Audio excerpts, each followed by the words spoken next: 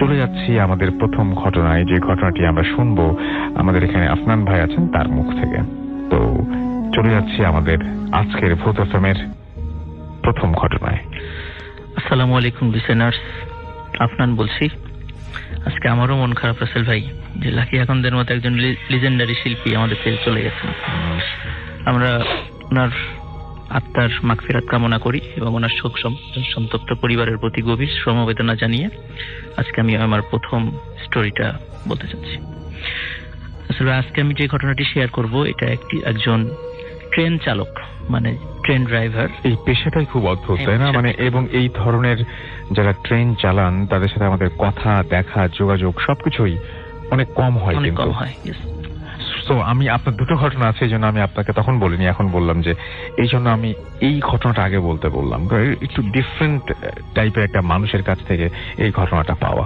জি, তো উনি 1978 সালে প্রথম রেলওয়েতে সরকারি মানে চাকরিতে যোগ দেন রেলের ড্রাইভার হিসাবে। তো উনি প্রথম ওনার জবটাই ছিল যে ঢাকা থেকে খুলনাগামী যে ট্রেনটা ছিল, উনি ঢাকা থেকে খুলনায় ট্রেনটা চালিয়ে আসতেন আর কি। তো উনি বিবাহ করেন 1981 সালে, আমাকে যেভাবে বলেছেন আর কি। উনি 81 সালে বিবাহ করেন, 83 সালের দিকে ওনার একটা ছেলে সন্তান হন এবং 2.5 বছর বয়সে ওনার ছেলে সন্তানটা মারা যান নিউমোনিয়া আক্রান্ত হয়ে। তো এটা মারা যাওয়ার পর উনি খুবই মানে স্বাভাবিকভাবেই প্রথম সন্তান মারা গেছে, উনি খুবই শোক পান আর কি।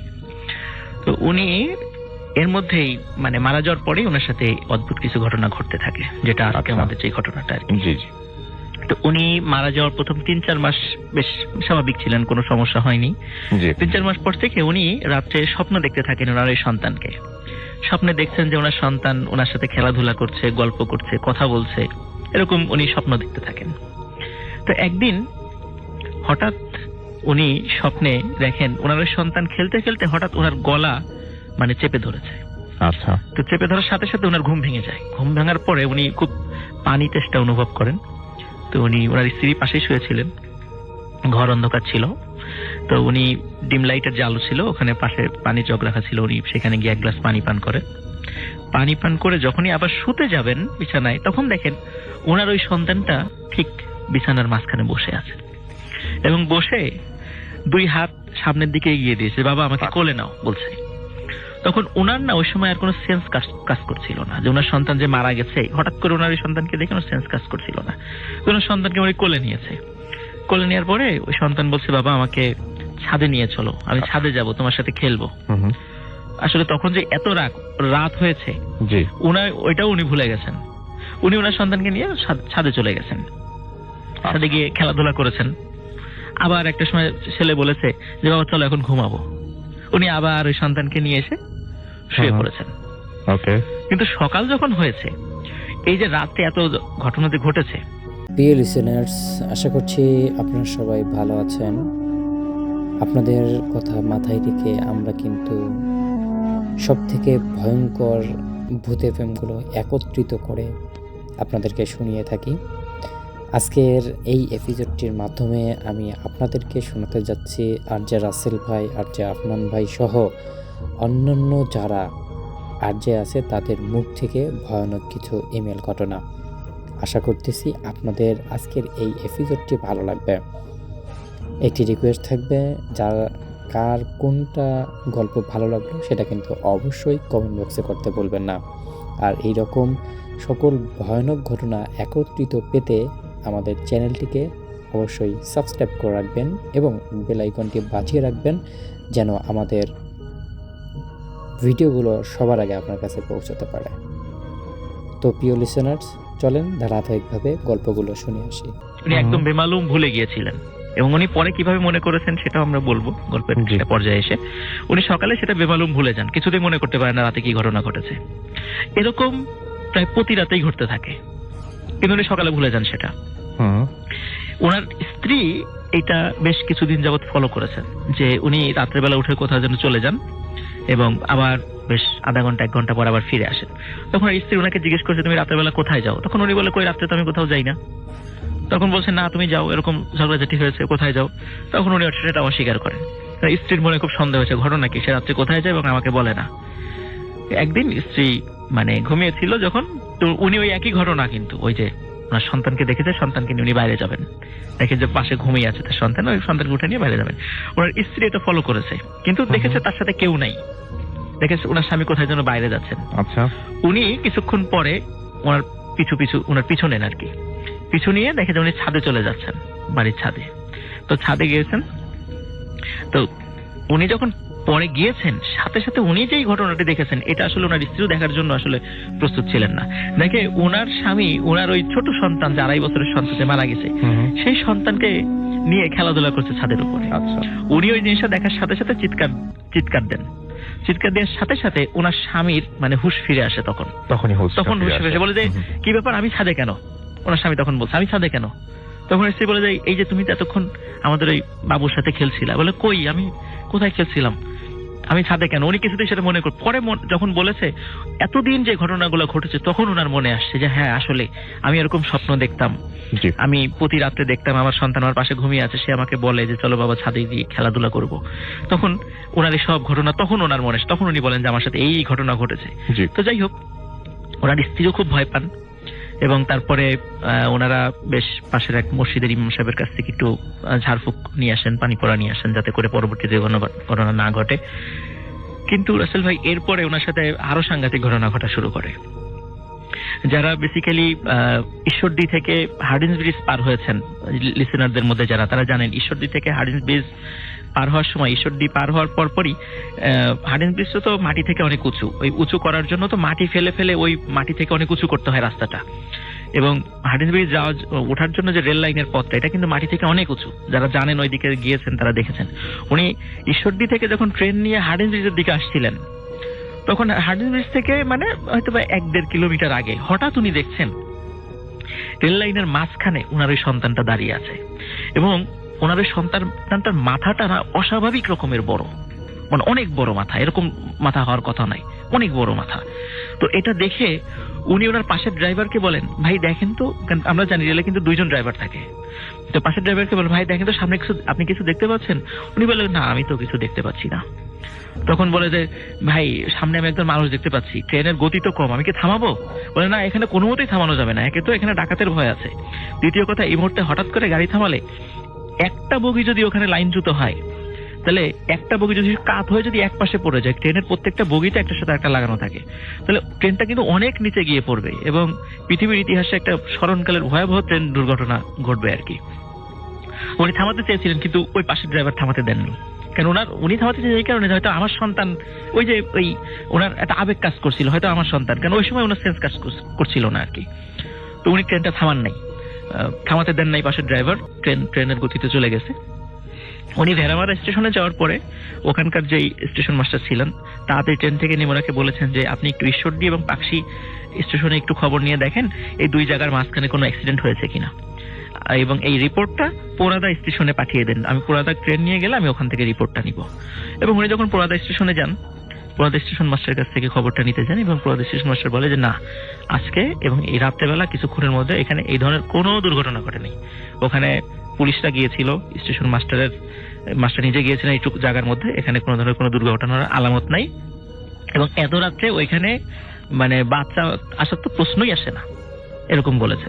তো যাই হোক, বলেছে আপনি হয়তো বা চোখে ভুল দেখেছেন, এটা এখানেই শেষ করে দেন, এটা নিয়ে আর মানে কথাবার্তা বাড়ানোর দরকার নাই, কারণ এতে করে ওনার ক্যারিয়ারে একটা সমস্যার সৃষ্টি হতে পারে। উনি এই বিষয়টা আর চেপে যান, আর কোনো কথা বলেন নাই। রাসেল ভাই, উনি যখনই মানে ঢাকা থেকে এই রাত্রে খুলনার ট্রেনটা চালিয়ে আসতেন, ওই সেম জায়গায় ওনার ওই সন্তানটাকে দেখতে পেতেন। মাই গড। এবং ওই যে বিশাল বড় মাথা, মানে স্বাভাবিক নয় কিন্তু, মানে অনেক বড় মাথা। না, বুঝতে পারছি। তো এরকম দেখতে পেতেন। উনি একদিন স্বপ্নে দেখলেন ওনার ওই সন্তানটা, ওই সময় উনি আগে যে সন্তানকে দেখতেন স্বপ্নের ভিতরে কোলে নিয়ে খেলা করছেন, তো এইবার সন্তানকে ওই মাথাটা বড় অবস্থায় দেখতে পেলেন। খুব রাগেশ্বরে ওই সন্তানটা বলছে যে বাবা, তুমি আমার উপর দিয়ে ট্রেনটা চালিয়ে দিতে পারলে, তো তুমি তো আমাকে আর ভালোবাসো না, তো আমার ভালোবাসা ভাগাভাগি হয়ে যাবে এমন কাজও আমি হতে দেব না, সুতরাং আমি আমার কোনো ভাই বোন হতে দেব না। সে স্বপ্নের মধ্যে এটা বলে। তখন কিন্তু ওনার স্ত্রী 7 মাসের অন্তঃসত্ত্বা ছিলেন। এই 7 মাসের অন্তঃসত্ত্বা অবস্থা থাকা অবস্থায় ওনার স্ত্রী এই স্বপ্ন দেখার পরে উনি স্ত্রীকে এই বিষয়ে আর কিছু বলেন নাই। উনি হয়তো বা স্ত্রী এই অবস্থায় ভয় পেতে পারেন, সমস্যা হতে পারে, জন্য উনি কিছু বলেন নাই আর কি। কিন্তু ওনার স্ত্রী বেশ কয়েকদিন যাবত ওনাকে বলছেন যে ওনার মানে শরীরের মধ্যে অস্বাভাবিক রকমের একটা অনুভূতি হচ্ছে এবং প্রচন্ড পেটে ব্যথা হয় এবং মনে হচ্ছে তার পেটটা অস্বাভাবিক রকমের ফুলে যাচ্ছে। এটা হওয়ার কথা নয়। এবং এই ঘটনা ঘটার 3 থেকে 4 দিনের মাথায় মানে উনি খুবই পেটে পেইন ফিল করেন। হসপিটালে নিয়ে যাওয়ার পরে তখন ডাক্তার বলেন যে আপনার সন্তান পেটের মধ্যে মারা গেছে, দ্রুত এটা সিজার করে এটা অপসারণ বের করে ফেলতে হবে, নাহলে আপনার জীবন হুমকির মুখে পড়ে যেতে পারে। তো রাসেল ভাই যখন ওই সন্তানকে অপারেশন করে বের করা হয়েছে, অদ্ভুত ব্যাপার, ওই সন্তানের মাথাটা না অস্বাভাবিক রকমের বড় ছিল, যেটা উনি ওই যে রেল লাইনে ওনার ওই সন্তানের মাথাটা বড় ছিল এবং ওনার স্ত্রী যে হঠাৎ করে পেট ফুলে যাচ্ছিল এবং পরে মারাত্মক পেইন হয়, মানে এইটার কারণে হয়েছে ওনার ওই সন্তানের মাথাটা অস্বাভাবিক রকমের বড় হয়ে গিয়েছিল। আচ্ছা, তো যাই হোক ওনার সন্তান মারা যান ওটা পেটের মধ্যেই। এবং এরপরে ওনার একাধিক সন্তান কিন্তু ঠিক এই 6 থেকে 7 মাস যখন অন্তঃসত্ত্বা উনি থাকেন এই সময়ের মধ্যেই মারা যান এবং প্রত্যেকটা সন্তানের পর একটার সাথে দুর্ঘটনা ঘটতে থাকে এরকম একের পর একটা। এবং একটা পর্যায়ে উনি আর মানে সন্তান ধারণ করার যোগ্যতাই হারায় ফেলেন। আচ্ছা, তো ও স্বপ্নে যা বলেছিলেন তার আগের সন্তান সেটাই আলটিমেটলি হলো। হ্যাঁ, সেটাই আলটিমেটলি হয়েছে। তো এখন এদিকে কিন্তু উনি যখন ওই যে প্রতিনিয়ত ওই পাকশির ওই রুটটাতে উনি যখন এই ধরনের প্রবলেম ফেস করছিলেন তখন উনি ট্রান্সফার হয়ে ঢাকা সিলেট রুটে চলে আসেন। ঢাকা সিলেট রুটে উনি ট্রেন চালাবেন। তো এর ভিতরে মানে যে ঘটনাটা ঘটে এটা ছিল সবচেয়ে মারাত্মক ঘটনা। ঢাকা সিলেট রুটের লিসেনাররা যারা গিয়েছেন তারা জানেন যে ঠিক শ্রীমঙ্গলের কাছাকাছি আসার পরে ট্রেনটা যেদিক দিয়ে যায় দুই পাশে কিন্তু মানে জঙ্গল এলাকা। হ্যাঁ, এবং একটা দীর্ঘ সময় কিন্তু জঙ্গলের মধ্যে যান, তারপর দুই পাশে মানে চা বাগানও আছে, যদিও সেটা খুবই সুন্দর একটা জায়গা, কিন্তু রাতের বেলা জায়গাটা মানে দিনের বেলা যতটা না সুন্দর, রাতে কিন্তু ঠিক ততটাই ভয়ঙ্কর। তো উনি একদিন সিলেটে যখন রাতের বেলা ওই দিক দিয়ে আসছিলেন ট্রেন নিয়ে, হঠাৎ উনি তখন দেখছিলেন যে ওনার ওই যে সন্তানটা, প্রথম সন্তানটা, এরকম একাধিক 10-12 জন সন্তান রাস্তার দুই পাশে দাঁড়িয়ে আছে এবং উনি এটা দেখে খুবই ভয় পান যে এখানে মানে আমার এই প্রবলেমটা শুরু হয়েছে। মনে করছে হয়তো বা ওই পাখি রুটি ছিল, এখানে হবে না, কিন্তু এখানে ওই প্রবলেমটা শুরু হয়।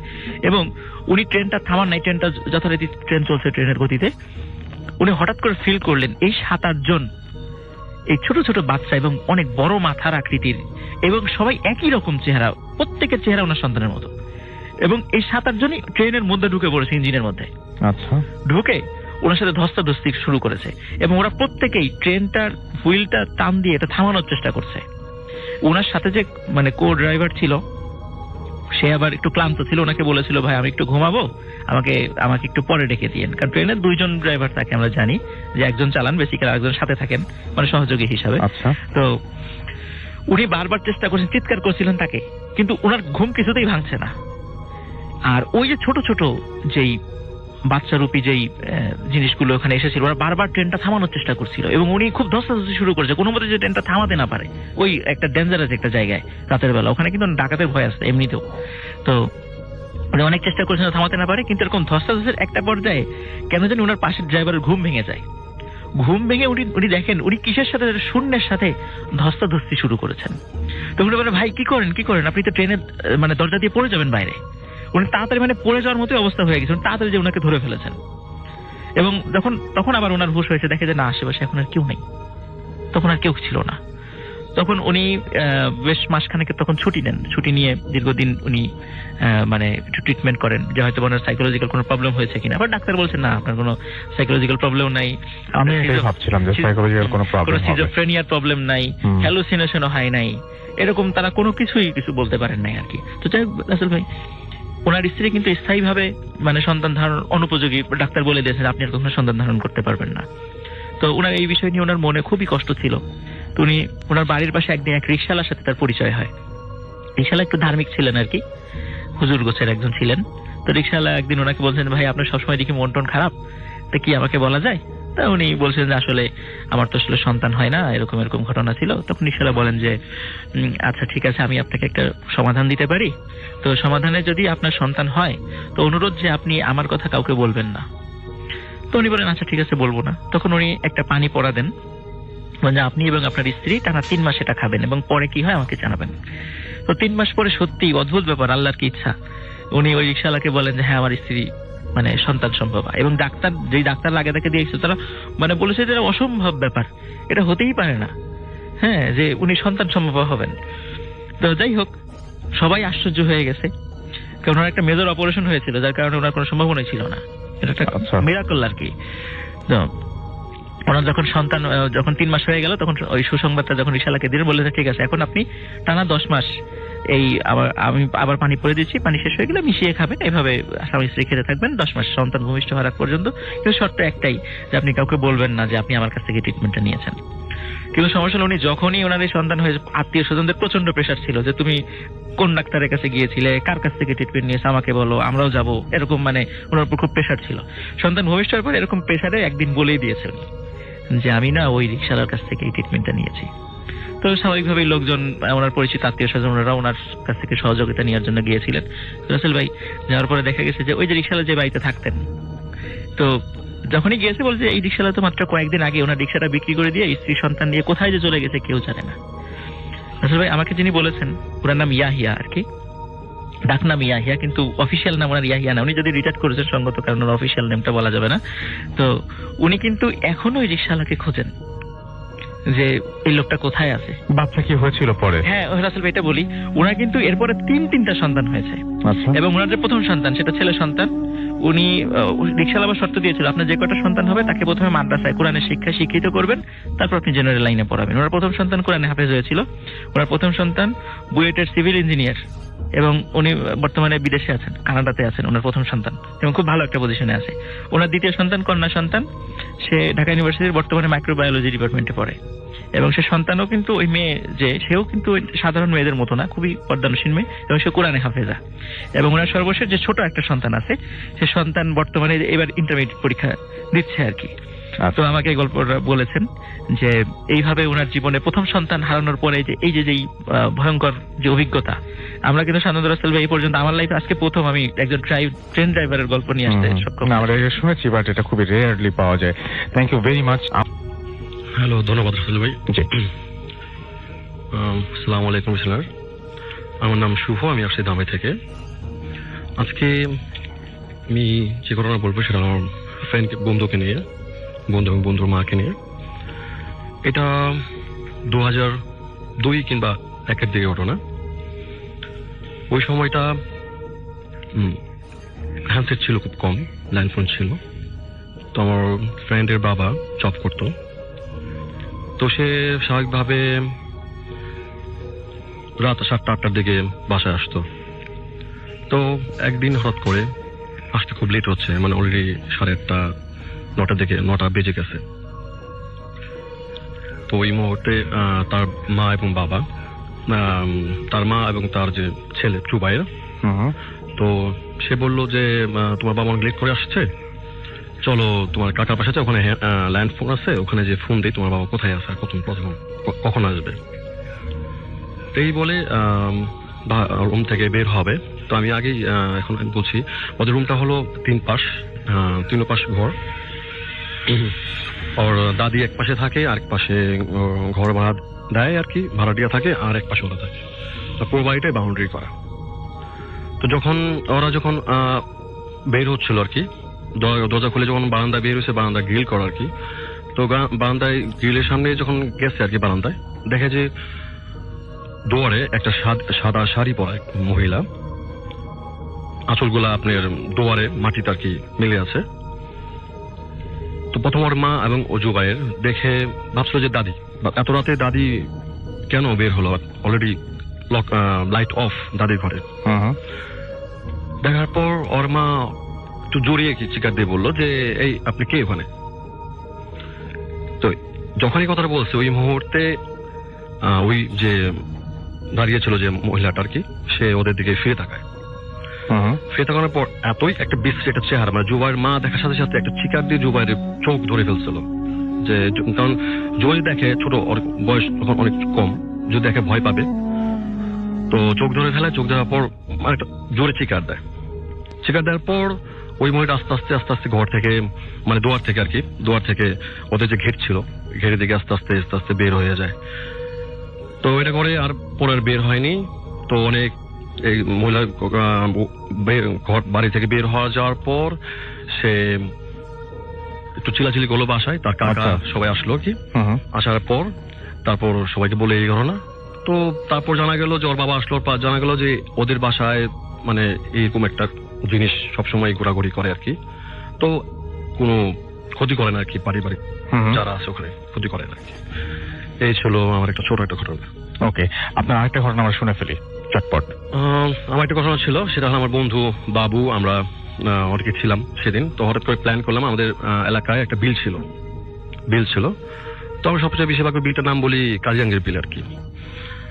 তো পরিমাণ একটু বড় ছিল বিলটা আর কি। তা আমরা বিকেলে মাঝে মাঝে নৌকা দিয়ে ঘুরতাম বিল দিয়ে। তো সেদিন আমরা প্ল্যান করলাম যে আজকে ঘুরবো। তো ঘোরার জন্য আমরা সেই বিলে গেলাম। আমরা ছিলাম মিনিমাম 5 থেকে 6 জন ছিলাম। নৌকা ছিল, অনেক বড় নৌকা ছিল, মিনিমাম সেই নৌকার 12-13 জন যদি নৌকা উঠতাম কোনো সমস্যা হতো না। তো সেদিন আমরা নৌকায় উঠে ঘোরা শুরু করলাম। তো এটা ঘোরা আমরা যখন ঘুরি তখন আসরের নামাজের পর শুরু করলাম আর কি ঘুরতে।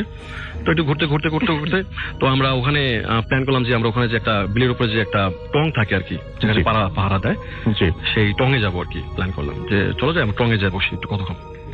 তো এই বলে টঙের দিকে যাওয়া শুরু করলাম। তো যেতে তো টঙের সামনে যখন আমরা নৌকা ভিড়াইছি, ভিড়ানোর পর বাবু ছিল সবার সামনে, আমাকে বড় ভাই ছিল বাবু। তো বাবু মানে টঙে ফার্স্ট উঠে আর কি। ওঠার পর আমরা দুষ্টুমি করে আর কি নৌকাটা ধাক্কা দিই আর কি, টং থেকে ধাক্কা দিয়ে আমরা চলে আসি। তখন যখন ব্যাক করা শুরু করি তখন বাবু বলতেছে আমাকে নিয়ে যা আমার সাথে তারা এমন করছ কেন, নিয়ে যা। তো বলছে বাবু ভাই তুমি থাকো, আমরা আসতেছি, আমরা মুড়ি চানাচুর নিয়ে আসি, মুড়ি চানাচুর খাবো আজকে আমরা, তুমি বসো 10 মিনিটের মধ্যে আসতেছি। এই কথা বলে আমরা চলে গেলাম পাড়ে। তো আমরা দোকান থেকে মুড়ি চানাচুর কিনে মোটামুটি 10 মিনিট চলে গেল। আমরা ব্যাক করছি, নৌকায় উঠছি। তো উঠে আমরা আবার টঙের দিকে যাওয়া শুরু করলাম। তো টঙে গিয়ে সেখানে দেখি যে বাবু ভাই শুয়ে আছে। তো আমরা টঙে বসলাম, বসার পর মুড়ি চানাচুর নিয়ে বসলাম। বাবু বলছে বাবু ভাই উঠো, মুড়ি খাবা, উঠো। তো বাবু ভাই কোনো উঠছে না, কথা বলতেছে না। তা বললাম বাবু ভাই, আবার বলা হলো বাবু ভাই উঠো, মুড়ি খাবা আসো। তো বাবু উঠে বললো যে আমি মুড়ি খাবো না, আমাকে মাছ দিয়ে আমি মাছ খাবো।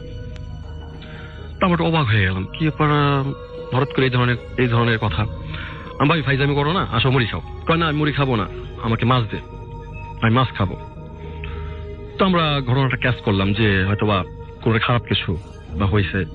তো আমি বললাম আমরা সবাই প্ল্যান যা মুড়ি খেতে হবে না, চল আমরা ব্যাক করি। তো আমরা সবাই যে নৌকা উঠলাম। তো নৌকা ওঠার পর আমরা যখন 5 জন আসছিলাম, একদম হালকা ছিল। তো যখন বাবু ভাই যখন নৌকা উঠলো, ওঠার পর নৌকাটা এতই ভারী ছিল যে মনে হচ্ছিল যে এখানে আরো বেশি লোক, আরো 5-6 জন বেশি আছে আর কি, মানে ডুবো ভাব আর কি। তো আমরা অনেক কষ্ট করে আর কি একটু পাড়ে গেলাম। পাড়ে যেতে বাবু ভাই পায়ে নেমে দৌড় দিছে। তো দৌড় দেওয়ার পর আমরা তার বাবুর পিছিয়ে দৌড় দিছি। বাবু ভাই কই যাও বাবু, তো কারো কথা শোনে না, সে দৌড় দিছে। তো সামনে একটা হুজুর ছিল, তো তার সাথে সামনে বাবু ভাই পড়ে গেছে। তো হুজুর বললো এই কোথায় যাচ্ছে, আমরা চলে যাবো। হুজুর বাবুকে থামা। তো হুজুর বাবুকে থামাইছে, থামার পর বলতেছে কই যাও। তো আমরা ওই মুহূর্তে চলে আসলাম। তো হুজুর বলতে কি আমি এরকম ঘটনা এই হয়েছে, টঙে যে ঘুমাই পড়ছে, আর কিছু বললে বলে মাছ খাবো। হুজুর ঠিক আছে, বুঝতে পারছি, ওকে তুমি নিয়ে যাও বাসায়, আমি আসতেছি। তো ওকে বাসায় আমরা মানে টেনে নিয়ে যাচ্ছিল না, এত শক্তি ছিল ওর হাতে যে ওকে টেনে নিয়ে যাচ্ছিল না। তো আমরা উঁচা করে নিয়ে গেলাম এক হিসাবে সবাই মিলে। তো বাসায় নিয়ে গেলাম, ওর বাবা মা আসলো, বলে কি হয়েছে, আমি কিছু বললাম না। আমি বললাম না নেই, কিছু হয় নাই, দেখছি। তা আমাদের একটা ফ্রেন্ড ছিল আর কি, ও অনেক কিছু জানতো, শোয়েব ছিল নাম। তো ওকে আমরা বললাম যে এরকম ঘটনা, বাবুর সাথে এরকম হয়েছে, তুমি তো আসো, হয়তো খারাপ কিছু ঘটবে, খারাপ কিছু ধরছে ওকে, তুমি আসো এখানে। তো ওকে আসার পর ও আসলো। আসার পর আসার পর ওকে দেখলো যে না, হ্যাঁ কিছু একটা হয়েছে, যেহেতু একটু অন্যরকম ব্যবহার করতেছে। তো ওর হাতে কায় আঙ্গুল ধরছিল, তারপরে ওকে সমাধান করে এটার। হ্যাঁ, কায় আঙ্গুল ধরার পরে আর কি এটাকে মানে যে জিন ছিল সেটাকে ছাড়িয়ে দেয়। এটা জিনের নাম ছিল গণেশ। সে অনেক কষ্ট করে পরে ছাড়ানো হয়েছিল আর কি। আচ্ছা, তারপর যাওয়ার সময় সে কিছু নিশ্চয়ই করে, এটা সবসময় থাকে। হ্যাঁ, যাওয়ার সময় সে বললো যে শোয়েব বললো যে তুমি যে যাবা এটা প্রমাণ কি? তো বললো যে জিন বললো যে আমি যাবো, আমি যাওয়ার সময় যে বাইরে যে নারকেল গাছটা আছে এটা আমি যাওয়ার সময় নারকেল গাছের ডাল ফেলে যাব। কিন্তু এর পরে একটা মজার ঘটনা ঘটে, সে মানে এরপরে যে ঘটনাটা, যেটা এরপরে যে ঘটনাটা না, এই ঘটনারই পরের অংশটুকু। হ্যাঁ, এটা যখন যায় আর কি, তো আমরা সবাই ছিলাম পাশে, সবাই বিছানার পাশে ছিলাম। অত আপনি নিজের চোখে দেখেছেন? হ্যাঁ, বাবু যে ওর শোয়েব যে ওর কাঙ্গল ধরেছিল, যখন চলে যায় ওই মুহূর্তে প্রায় এক হাতের মতো, মানে এক হাতের মতো ওকে উঁচা করে ফেলে। কেউ ধরেনি, উঁচা হয়ে যায়, মানে একদম মানে ওকে উল্টা ঘুরে ফেলায় অটোমেটিক, ও নিজে ইচ্ছা করেনি। তা আমরা অবাক হয়ে গেলাম যে এটা কিভাবে সম্ভব। তো এটা করেই ও বাইরে চলে যায়, বাইরে যাওয়ার পর ওই নারকেল গাছটা ফেলে চলে যায় আর কি। তারপর আর কোনো বাবুর সাথে কোনো এই পর্যন্ত কোনো ঘটনা ঘটেনি। এই ছিল আর কি বাবুর আমাদের ঘটনা আর কি। Thank you very much. আমরা চাবো আমাদের পরের লিসেনারের কাছে, আমাদের গেস্টের কাছে আপনার নামটা প্লিজ একটু বলবেন, তারপর আপনার ঘটনায় যাব। ধন্যবাদ রাসেল ভাই। আমার নাম মোহাম্মদ, একটু কাছ থেকে বলতে হবে প্লিজ। আমার নাম মোহাম্মদ ফরহাদ হোসেন, আমি মোহাম্মদপুর থেকে আসছি। জি বলেন। আমার ঘটনা হইতেছে যে আমি আমার বাড়ি থেকে নানা বাড়ি যাওয়াকে নিয়ে কেন্দ্র করে আমার ঘটনা। তা আমি হঠাৎ একদিন বাড়িতে ছিলাম, তো আমি যখন মন চাইতো আমি তখনই আমার নানা বাড়ি যাইতাম। আমার নানা বাড়ি আমার বাড়ি থেকে 5-7 কিলো দূরে, 5 থেকে 7 কিলো দূরে। তা আমি একদিন হঠাৎ সন্ধ্যা 7টা, 7:30 থেকে 8টা এরকম এর মধ্যে, তা আমি একদিন বলতেছি আম্মু আমি নানা বাড়িতে যাবো। তা আমি বলতেছি কি জন্য যাবি তুই? আমি বললাম এমনি যাবো। তা বললো, আর কিছু বললো না সে। তা তখন আমি আমার বাইসাইকেল নিয়ে আমি আমার নানা বাড়ির উদ্দেশ্যে রওনা হলাম। তা ওইখান থেকে আমার বাড়ির সামনে মেন রোড পার হয়ে আমার নানা বাড়ির যে ছোট রাস্তা, সে রাস্তায় আমি রাস্তা দিয়ে যাচ্ছি। তা তখন আমি যাইতেছি ওইখানে সামনেই একটা বড় বাঘ, ওই বাঘের সাইডে বড় মানে বাসতলা বলে এখানে বড় বাঘের ওইখানে মাঝে মাঝে ডাকাতি হইতো। এখন মাঝে মধ্যে ঈদ কিংবা অন্য কোনো সময় ডাকাতি হয়। তো আমি ওই সময়টায় আমি মাঝে মাঝে একা ফিল করতেছি যে আমি ভয় করতেছি, মনে ভয় লাগতেছে ওখানে। তখনই ঠিক ওই বাঘ সোজা গেলাম, তখনই পিছন থেকে একটা মোটরসাইকেল আসলো। মোটরসাইকেলের আলোয় আমি বাঘটা ঘুরলাম আর মোটরসাইকেলটা চলে গেল। তো ওই আলোয় আমি সামনে দেখতে পারলাম যে একটা সাইকেল যাইতেছে, বাইসাইকেল, একটা লোক যাইতেছে। তখন ওই যে বাসতলা ওইখান থেকে সামান্য একটু আগায়ে একটা মাটির রাস্তা গেছে, ওই রাস্তা দিয়ে আমি মানে সচরাচর যাওয়া মানে চলাচল করি আমার নানা বাড়ি। তা ওইখান দিয়ে আমার একটু সমস্যা আছে, সমস্যার কারণে আমি ওই রাস্তা দিয়ে যাবো না। আমি মানে পরে আরেকটা রাস্তা আছে, ওই রাস্তা দিয়ে যাবো। পরে আমি ওই বাইসাইকেলটা যাচ্ছে, তা আমি ওই সাইকেলটা ধরার জন্য দ্রুত মানে গেলাম। তা আর ওই দিনকে সারাদিন বৃষ্টি নামছে, আর ওই সন্ধ্যার সময় হালকা বৃষ্টি নামে। তা আমি ওই সামনে দ্রুত চলে যাই, আর ওই রাস্তার যে মাটির রাস্তাতে যাবো ওইখানে দাঁড়াইছে। সামনে দেখতেছি যে সাইকেল মানে ওই সাইকেল আর নাই। তখন আমি ভাবলাম যে সাইকেলটা নিশ্চয়ই এই রাস্তা দিয়ে গেছে। তা তখন আমি ওই রাস্তা দিয়ে সাইকেলটা ঢুকাই দেওয়ার পরে এমন অবস্থা হয়েছে মাটির মানে বৃষ্টিতে মানে কেদা হয়ে গেছে, যা সাইকেল ওই উঁচু করে নিয়ে যাইতে হবে। তা সাইকেল উঁচু ছাড়া আমি চালাই যেতে পারবো না। তখন এখানে আমি থামি আমি বেল মানে সাইকেলের বেল বাজাইতেছি যে লোকটা আছে কি নাই। তখন আমি দেখতে পেলাম যে লোকটা নাই, সাইকেলটা এক জায়গায় মানে স্ট্যান্ড ফেলায় দাঁড়ানো আছে। তা আমি ভাবলাম যে হয়তো বা লোকটা কোথাও গেছে, কোনো কাজ করতেছে। এইভাবে আমি আবার সাইকেল বেল সমানে বাজাচ্ছি, কিন্তু কোনো অ্যান্সার পাচ্ছি না, কোনো লোক পাচ্ছি না। তা আমি প্রায় কয়েক মিনিট, 1 মিনিট হয়তো 1 মিনিট আমি ঘোরাফেরা করে আমার সামনে তাকাচ্ছি। তখন আমি দেখতেছি যে ওই সাইকেলের জায়গায় একটা সাদা গরু মানে হামুদে ঘাস খাওয়ার মতো দাঁড়ায় আছে। তো আমি আসলে ওইটা দেখার জন্য প্রস্তুত ছিলাম। এমন অবস্থায় আমি অতিরিক্ত ভয় পেয়ে উঠে আমার গামা এখন শিউরে উঠতেছে, মানে খুব ভয় পাইছিলাম আমি ওই সময়। ভয় পাওয়ার তারপর আমি প্রায় 10 থেকে 15 সেকেন্ডের মধ্যে সামনে যে বিকল্প রাস্তাটা, ওই রাস্তাটায় আমি চলে যাই। আর ওইখানে যে অবস্থা, ওইখানে একটা বড় পুকুর ছিল, যে পুকুরে কোনো সময় পানি থাকে না, মরা পুকুর, চারপাশে বড় বড় গাছ, তেঁতুল গাছ, আর ওই রাস্তার পাশ দিয়ে বড় বাঁশ মানে একবারে হেলে রয়েছে, এমন অবস্থা, মানে আমি আগে যেতে চাইছিলাম না। ওই রাস্তা দিয়ে যাওয়ার পরে ওই একটা লোক ছিল, মানে মামা হয়, তার মাধ্যমে নানা বাড়ি যায়। নানা বাড়ি যাওয়ার পরে এই ঘটনা খুলে বলি, আমার নানি আমাকে একটা গরম পানি করে লোহা দিয়ে লবণ দিয়ে আমাকে খাওয়াই দেয়। তারপরে আর একটা মানে কি সিস্টেম বলতে পারলাম না, ওই পানি গরম করে, মানে আগুনে গরম করে ওর ভিতর কি দিয়ে আমাকে ওই রাত্রে গোসল করে ফেলায়, গোসল করে আমাকে। পরের দিন সকালবেলা ফজর নামাজ পড়ে হুজুরের কাছে নিয়ে যায়, তখন ওই হুজুর আমাকে পানি পরাই দেয়, খাই আর ঝাড়ি দেয়। তারপর আবার নেক্সট টাইম আমার অনেক ধন্যবাদ আপনাকে আপনার ঘটনার জন্য। জি, আমরা ঘটনায় যাই। ঘটনাটা আপনি যেটা বলছিলেন, আমরা প্রথম ঘটনাটা একটু শুনি। আচ্ছা ভাইয়া, তো এই ঘটনা হচ্ছে ভাইয়া 2006 সালের। জি, 2006 সালে মেরাদিয়া, এটা হচ্ছে একটা পোড়াবাড়ি রিলেটেড কাহিনী। জি।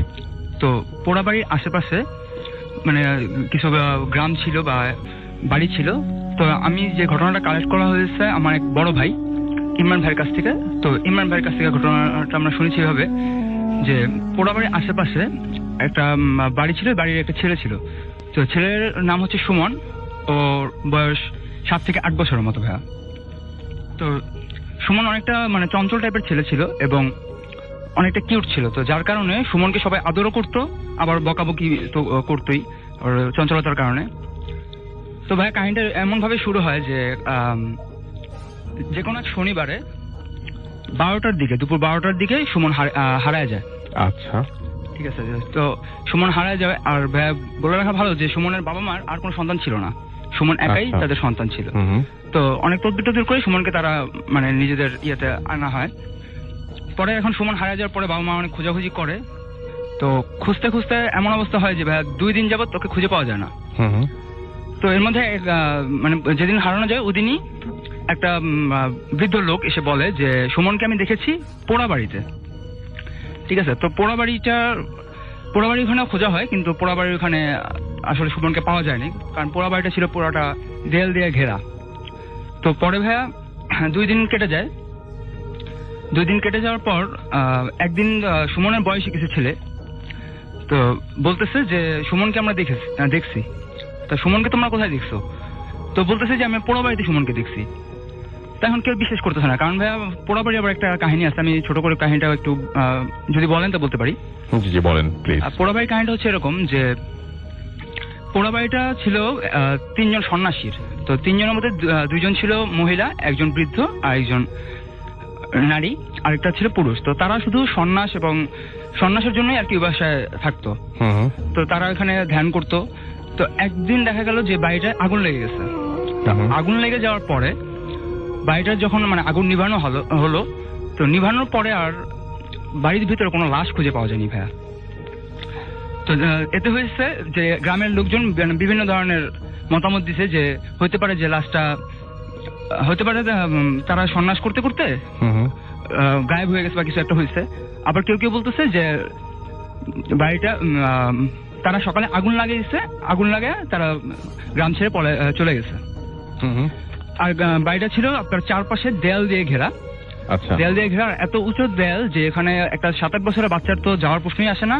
প্লাস হচ্ছে আমাদের মতো বয়সের ছেলেদের মেয়েদের যেতেও ওখানে অনেক কষ্ট হয়ে যাবে। আচ্ছা আচ্ছা, তো ভাই কাহিনীতে আসি। তো যখন 2টা ছেলে বললো যে সুমনকে আমরা দেখেছি ওই বাসায়, তো কেউ বিশ্বাস করতেছে না। তো এমন সময় ওর সুমনের মামা যে ছিল সে কাহিনীটা মোটামুটি বললো যে ঠিক আছে, যেহেতু তোরা দেখছিস তা আমি যাই দেখি। সে তার 4-5 জন লোক নিয়ে গেল, বাড়ি দেয়াল টপকিয়ে ভিতরে গেল। তো ভিতরে যাওয়ার পরে ভাইয়া সে সারা ঘর তন্ন করে খুঁজলো, কিন্তু কোথাও পেল না। 1তলা 2তলা ছিল, 2তলাটা ছিল হচ্ছে আপনার টিন শেডের, কিন্তু উপর থেকে টিন মানে পোড়া বাড়ি তো টিন কিছু ছিল না। তো পুরা বাড়িটা তন্ন করে খোঁজার পরেও সুমনকে পাওয়া গেল না। তো যখন তারা ব্যাক করে চলে আসবে ভাইয়া, এমন সময় একটা বৃদ্ধ লোক বলতেছে যে আমি টয়লেটের কাছে কিছু একটা দেখতেছি। আচ্ছা, তো টয়লেটের কাছে যে দেখা হলো যে একটা বাচ্চা উলঙ্গ ভাবে বসে আছে। আচ্ছা, ঠিক আছে। তো এই জিনিসটা দেখার পর বাচ্চাকে ডাক দেওয়া হলো, কিন্তু বাচ্চা কোনো রেসপন্স করতেছে না। আচ্ছা, রেসপন্স করতেছে না এবং কাউকে চিনতেও পারতেছে না। তো বাচ্চার মা যখন সামনে গেল তখন সে চিনতে পারলো যেটা হচ্ছে তারই ছেলে সুমন। পরে বাচ্চার মা তাকে কোলে করে নিয়ে আসলো, আর বাচ্চা তার মাকে শুধুমাত্র চিনতে পারলো আর মা বলে ডাক দিল। তো বাচ্চার মা তাকে কোলে করে বাসায় চলে আসলো। তো বাসায় চলে আসে ফ্রেশ হওয়ার পরে, মানে এত কষ্টের করার পরে ছেলেকে পাওয়া গেল, আদর যত্ন হলো। তো ভাইয়ের কিছুদিন পর লক্ষ্য করা গেল যে ছেলে আস্তে আস্তে শুকিয়ে যাচ্ছে। শুকিয়ে যাচ্ছে বলতে এমন ভাবে যে তার শরীরে শুধু চামড়ার হাড্ডি আছে, মাংস বলতে কিছু নেই। চামড়ার হাড্ডি আছে, মাংস বলতে কিছু নেই। তো তারপরে হচ্ছে যে তার খাবার, মানে সে আগে খুব কমই খেত, এখন মানে সে এত পরিমাণে খাবার বাড়িয়ে দিয়েছে। যেমন হচ্ছে আমি উদাহরণ একটা দিই, তখন 2006 সালের দিকে একটা ডানো দুধের ডিব্বা পাওয়া যেত, 1400 না কত টাকা জানি দাম ছিল, আমার ভাই খেয়াল নেই, মানে বড় একটা ডিব্বা। ও এই দুধের ডিব্বা এক বসায় খায় উঠতো। তারপর সুজি দেন বা যে কোনো ধরনের খাবার দেন, ওইটা খেয়ে ফেলতো। তো এটা সবাই মানে একটু অড লাগার কারণে সবাই এটা নিয়ে কথা বলতে, মানে এটা যথেষ্ট অড লাগার কথা। হ্যাঁ। তো পরে যখন বাবা আসে, বাবা জানতে পারে, তো বাবা বলে যে আমার ছেলে, আমার একটা মাত্র ছেলে, ও যা খুশি খাক, আমার তো টাকা পয়সার অভাব নেই, ও যা খুশি খাক, সমস্যা নেই। তো এটা মানে অতটা কেউ গুরুত্ব দেয় না। পরে ভাই আস্তে আস্তে চলতে থাকে দিন, মানে মাঝখানে মনে হচ্ছে 4-5 দিন চলে গেছে। তো যাওয়ার পরে একদিন হঠাৎ করে সুমনের মা লক্ষ্য করলো যে সুমন তার ডান হাতের প্রথম আঙ্গুলটা সে চাবাচ্ছে। চাবানোর এইটা দেখার পর সুমনের মা করলো কি, সুমনের হাতটা সরিয়ে দিল। আচ্ছা। তো সরিয়ে দেওয়ার পর সুমন কান্নাকাটি শুরু করলো। ও ভাই একটা কথা বলতে ভুলে গেছি আমি, যে সুমন 2টা সেন্টেন্স শুধু বলতে পারতো, মা আর হচ্ছে খাবার, কিছু খাবো খেতে দে, কিছু খাবো খেতে দে, এই কথাটা বলতে ভুলে গেছি। তো ও দেখা যেত যে মানে যখন ওকে খাবার দেওয়া হতো না বা কিছু হতো না, তো ও আঙ্গুল চাবাচ্ছে। তো এই আঙ্গুল চাবানোর ফলে পরে এটা ওর হাত সরাই দিল, কান্নাকাটি করতো। পরে হচ্ছে আবার ওর মা যখন আঙ্গুলটা ওর মুখে দিয়ে দিত, তখন আবার সব চুপ, ঠিক আছে। আচ্ছা। তো ওই দিন রাত্রের বেলা সুমনকে বিছানায় যখন ঘুম পাড়ানো হলো, তখন দেখতেছি সে ওই আঙ্গুল চামাতে চামাতে ঘুমিয়ে পড়ছে। পরে সকালবেলা যখন সুমনের মা উঠলো, তো সে চলে গেল ওয়াশরুমে ফ্রেশ ট্রেশ হয়ে। যখন সে রুমের ভেতর আসলো, এসে সে একটা বিকট একটা চিৎকার দিল। চিৎকার আশেপাশের লোকজন চলে আসলো। তাই কাহিনীটা শুরু হলো এখান থেকে, যে লোকজন আসার পরে যা দেখলো যে সুমন তার ডান হাতের ছোট আঙ্গুলটা বাঁধে এবং হাতের কবজির যে হাড্ডিটা থাকে, মোটা হাড্ডিটা, সেই হাতের কবজির যে মোটা হাড্ডিটা থাকে, সেই হাড্ডিটা সেও খেয়ে ফেলছে। মানে 4টা আঙ্গুল আর হাতের কবজির হাড্ডি খেয়ে ফেলছে এবং সে এখনো চাবাচ্ছে, হাতের এই জায়গাটা সে এখনো চাবাচ্ছে। তো এই যে জিনিস দেখার পর সবাই তো মানে হাহাকার করতে লাগলো। তো সুমনের দাদি এসে সুমনের হাতটা সরিয়ে দিল মুখ থেকে। সরিয়ে দেওয়ার পরে ও কান্নাকাটি শুরু করলো, মানে কামড়াতে আসলো।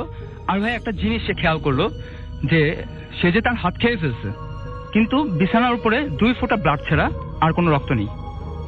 2 ফোঁটা রক্ত বিছানার উপরে আছে। তো এই জিনিস দেখার পরে মানুষকে কামড়াতে আসার চেষ্টা করতেছে। তখন তাকে বেঁধে ফেলা হলো খাটের সাথে, বাম হাত বেঁধে ফেললো, 2 পা বেঁধে ফেললো। ডাক্তার আনা হলো। তো ভাই ডাক্তার আসার পর ডাক্তার তার বাম হাতে মানে 2 থেকে 300 বার ঘা করলো, কিন্তু কোনো রগ তার হাতে খুঁজে পাওয়া যাচ্ছিল না, যে সে ইঞ্জেকশন দিয়ে ওকে অবশ করবে বা কিছু একটা করবে। তো যখন খুঁজে পাওয়া যাচ্ছিল না, তখন সুমনের বাবা মা মানে অতিষ্ঠ হয়ে গিয়ে বললো যে বাদ দেন, আমার ছেলেকে আর কষ্ট দেওয়া লাগবে না, যদি মরে যায় আমার কোনো আপত্তি নেই। এই কথা বলে সে ডাক্তারকে বিদায় করে দিল। তো ডাক্তার চলে গেল। তো ইমরান ভাইয়ের যে কাহিনী বলতেছিলাম, ইমরান ভাই তখন আবার স্পটে ছিল। তো ইমরান ভাই তখন লক্ষ্য করলো ছেলের চোখের দিকে তাকাইলো। চোখের দিকে তাকাই দেখলো কি, যে ভাইয়া মানুষ মারা গেলে বা ধরেন আমি যদি একটা মাছের বর্ণনা, যে মাছ যদি মারা যাওয়ার পর ভেসে ওঠে পানিতে, তখন মাছের চোখটা একটা সাদা ফ্যাকাশে একটা রূপ হয়ে যায়। তো ওই ছেলের চোখটাও এরকম ফ্যাকাশে একটা রূপ হয়ে গেছে। তো সেই চোখ দেখার পরে সে আর সাহস করে তার হাত দেখার চেষ্টা করলো না। সে তাড়াতাড়ি চলে গেল একটা মাদ্রাসায় মাওলানা বা মৌলভীকে ডাকতে। তো মৌলভী যখন বাসায় আসলো, তো তাকে যখন হাতটা দেখানো হলো, হাতটা দেখানোর পরে সে ওরে বাবারে বলে চলে গেল এখান থেকে, যে এই কাজ আমার পক্ষে করা সম্ভব না।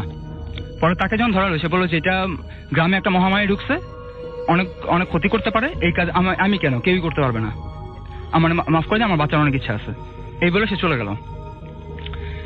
তো ভাইয়া তখন সময়টা ছিল হচ্ছে আপনার সবে বরাত থেকে রোজার মাঝখানে যে 15 দিনের মধ্যে একটা গ্যাপ থাকে, ওই সময়টা।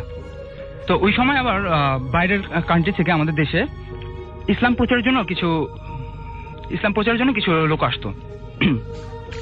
তো তাদের একটু বর্ণনা দিতে গেলে এরকম যে তারা ছিল 15 জনের একটা টিম, 15 জনের টিম। তাদের বড় মানে যে সবচেয়ে মানে যে মেন ছিল তার দাড়ি ছিল আপনার হাঁটু পর্যন্ত, ঠিক আছে? তো হাঁটু পর্যন্ত দাড়ি ছিল। আর যে সবচেয়ে ছোট মানে ছিল তার দাড়ি ছিল পেট পর্যন্ত। তো এরকম 15 জন তারা এমন ভাবে চলাফেরা করতো যে তাদের দেখলে মনে হতো তারা একজন আরেকজনের ব্যাকআপ হিসেবে কাজ করতেছে। মানে কেউ কোথাও একা একা যেত না, সবাই দুইজনই মানে 15 জনই একসাথে তারা যা কিছু করতো একসাথে করতো।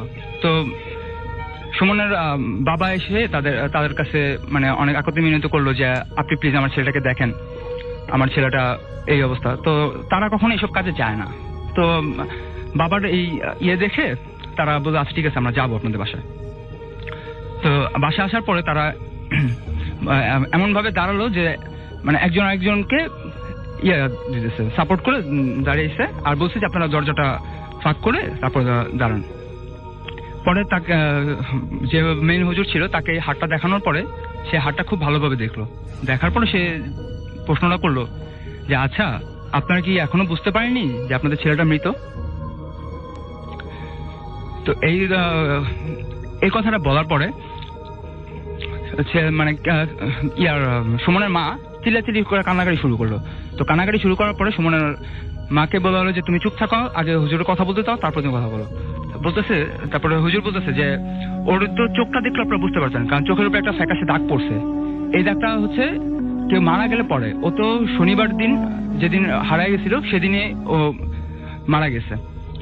তো মারা গেছে কিভাবে সেটা ঘটনা সেভাবে বললো যে শনিবার দিন একটা পিশাচ শ্রেণী কিছু একটা ওকে খেয়ে ফেলছে, মানে ওর ভিতরে ঢুকে ওর রক্ত খেয়ে ফেলছে। তো রক্ত খেয়ে ফেলার ফলে ও ওই দিনই মারা গেছে। কিন্তু পিশাচটা ওর ভিতরে ঢুকে আসে কারণ হচ্ছে ও চাইছিল যে গ্রামে ঢুকে আরো কিছু বাচ্চাদের ক্ষতি করবে, কিন্তু সে ক্ষতি করতে পারেনি, কোনো উপায় পায়নি ক্ষতি করার, কারণ বাচ্চাটাকে খুব আদর করা মানে বাসায় রাখা হয়েছে, কারণ অন্য বাচ্চাদের সাথে খেলতে দেওয়া হয়নি, কিছু হয় না।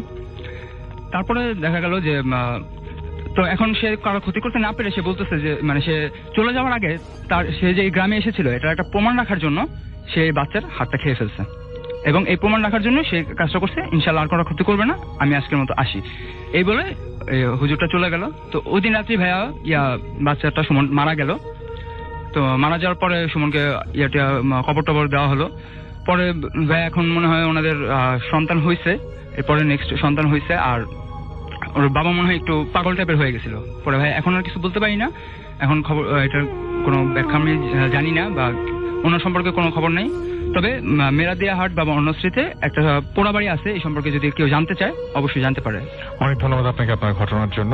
আমরা আপনার ঘটনায় যাই, আমরা একটা ঘটনা শুনে আসি এর মধ্যে। ওকে রাসুল ভাই, এই ঘটনাটা বেশ আগের ঘটনা, ইটস লাইক 90s এর দিকের, হ্যাঁ 90s মানে লেট 80s 90s শুরু হচ্ছে এরকম একটা সময়। আমি একটা জায়গায় স্পেসিফিক নাম বলবো না, ঢাকা শহরে কোন একটা জায়গা, এবং জায়গাটা তখন ডেভেলপ হচ্ছিল, মানে এক্সপ্যান্ড হচ্ছিল, মানে জায়গাটা খুব রিনাউন্ড একটা জায়গা, এবং রিনাউন্ড জায়গাটার একটা অংশ এক্সপ্যান্ড হচ্ছিল। শুধু বলি ওখানে নদী ছিল একসময়, নদীটা ভরাট করে পরে সবাই বুঝে গেছে তৈরি করা হয়েছে এরকম একটা জায়গায়। নদীটা অনেক জায়গায় ভরাট করা হয়েছে, ঠিক আছে। কিন্তু ওইটা আপনি যখন বলছেন তখন সবার মাথায় প্রথমেই একটা ছবি ভেসে ওঠে। তো ওই এলাকাতে আমার পরিচিত আর কি এক ফ্রেন্ডের ওর বাবা ওখানে জায়গা কিনেছিল। আচ্ছা, আরো আগে তখন যখন জায়গা কিনেছিল তখন রাসেল ভাই যে জায়গাটা কাইন্ড অফ নদী ছিল, মানে নদী মারা যাচ্ছে এরকম একটা অবস্থা। তো ওই নৌকায় করে বাঁশ দিয়ে দেখাতো আর কি যেসব জায়গায় জায়গা হতে পারে বা এরকম হবে। তো যাই হোক, পরবর্তীতে ওই অবস্থায় জায়গা কেনার পর জায়গা যখন উনি পান, যখন জায়গাটাকে ভরাট করে ফেলা হয়, তো তখন কিন্তু বেশ বিস্তীর্ণ একটা প্রান্তরের মতো ছিল আর কি। তো আমাদের সেই ফ্রেন্ডের বাবা যখন ডিসাইড করে যে ওখানে বাড়ি করবে, তখনও দেখা যাচ্ছিল বিভিন্ন প্লট গুলো আর কি আপনার বেশ দূরত্বে পড়েছে, এবং দেখা যাচ্ছে একটা প্লটে কেউ উঠেছে আর একটা প্লটে কেউ নাই, এরকম একটা ব্যাপার। যাই হোক, তো ওই ফ্রেন্ডের বাসায় অনেকে যেত আড্ডা মারতে আর কি। তা আমাদের দুইজন ফ্রেন্ড একদিন বৃষ্টির সময় আর কি, মানে বৃষ্টির দিন, তখন আড্ডা দিতে গেছে ওর বাসায় আর কি। তো ও খুব গোবেচারা টাইপের ছিল আর কি, যার বাসায় যেত খুব ঠান্ডা টাইপের, কারোই নাম বলছি না কারণ অনেকে চিনে ফেলবে ওদের। তো খুব ঠান্ডা টাইপের ছিল। তো ওর বাবা খুব শাসনে রাখতো তাকে, প্রচন্ড শাসনে রাখতো। তো যাই হোক, তো আড্ডা দিতে গেছে বৃষ্টির দিন, এই আড্ডাটা বিকাল গড়িয়ে সন্ধ্যা হয়েছে আর কি। আচ্ছা, এমন সময় তার বাবা আর কি ওই তাকে মানে বুঝতে পারছে যে ও বাইরে আছে, তো খুব মানে ধমক দিছে, ডাক দিছে। তো সে করছে কি, দৌড় দিছে আপনি ওখান থেকে, দৌড়ে বাবার কাছে গেছে, বলছে ওরা বন্ধুরা পলাইছে ওখান থেকে। আচ্ছা, তো পলানোর পর এক বন্ধু বলছে যে আমি চলে যাচ্ছি, আমি থাকবো না। আরেকজন ওয়েট করতেছে, মানে ওই সময় আড্ডাটা খুব আগ্রহের ব্যাপার ছিল রাসেল ভাই, মানে আড্ডা মারবো কিছুক্ষণ, এরকম একটা ব্যাপার স্যাপার। তো এক বন্ধু চলে গেছে, আর ওই আরেকটা বন্ধু করছে কি, ওই হেঁটে যে দাঁড়ায় আছে এক জায়গায়। আচ্ছা, তো ওর বাবা আবার খুঁজতে এসে মানে বিশাল মানে ধমক দিয়ে দিতে সামনে আসছে।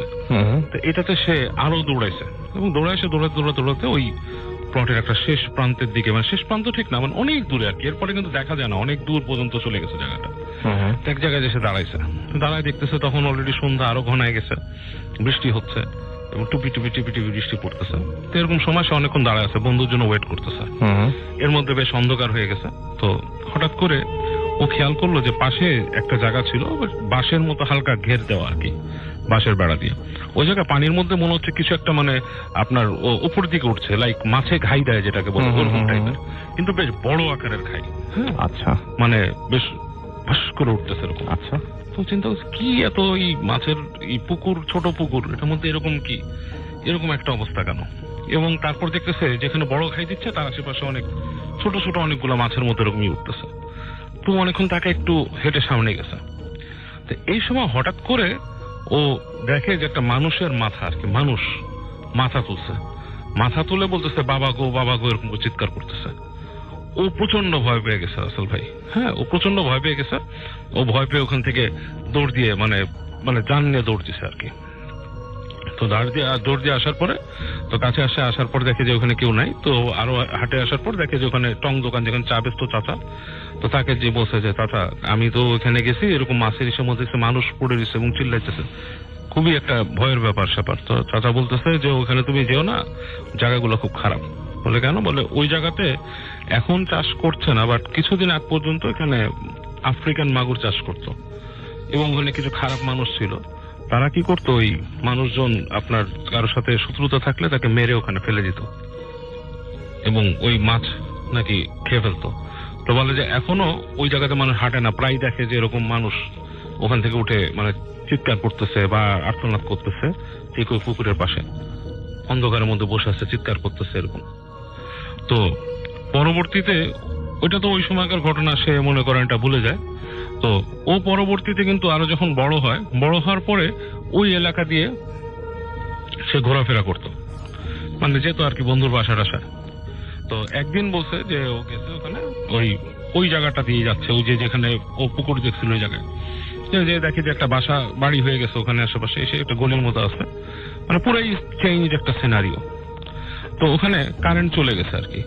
তো যাচ্ছে, তো ও যে দেখে যে ওই বাসার যে চিপার মধ্যে মানে যে যেখানে ফুল গাছ টাছ করে আর কি, দুই পাশে পাতা বাহারের মধ্যে গাছ লাগানো, তো ওইখানে দেখে ছায়ার মধ্যে কে জানি বসে আছে। বসে ওখানে কি জিজ্ঞেস করছে যে আমাকে চিনছোস, আমারে চিনছোস? তো সে খুব থতমত খেয়ে গেছে, এরকম একটা অবস্থা, আমারে চিনছোস মানে গলার, পুরুষালী গলার আওয়াজ। তো ও হেঁটে ওখানে গেছে, যে দেখে কেউ নেই, মানে জায়গাটা পুরাই ফাঁকা। তো এখন ও বললো যে এটা যে হতে পারে যে এই জায়গায় কিছু একটা আছে, ও আগে দেখছে এবং নেক্সট টাইম সে একই জিনিস এক্সপিরিয়েন্স করছে, এরকম কিছু একটা আছে। ওকে, থ্যাংক ইউ ভেরি মাচ। আমাদের অতিথিরা আছেন, আমরা আবারও আমাদের প্রথম অতিথির কাছে যাবো, ছোট্ট করে তার দ্বিতীয় ঘটনাটা শুনবো, খুব ছোট করে দ্বিতীয় ঘটনাটা শুনবো। আশা করছি আপনাদের ভালো লাগবে। আপনার নামটা প্লিজ একটু বলবেন, তারপর আপনার ঘটনায় যাবো আমরা। আসসালামু আলাইকুম, আমি শোভন।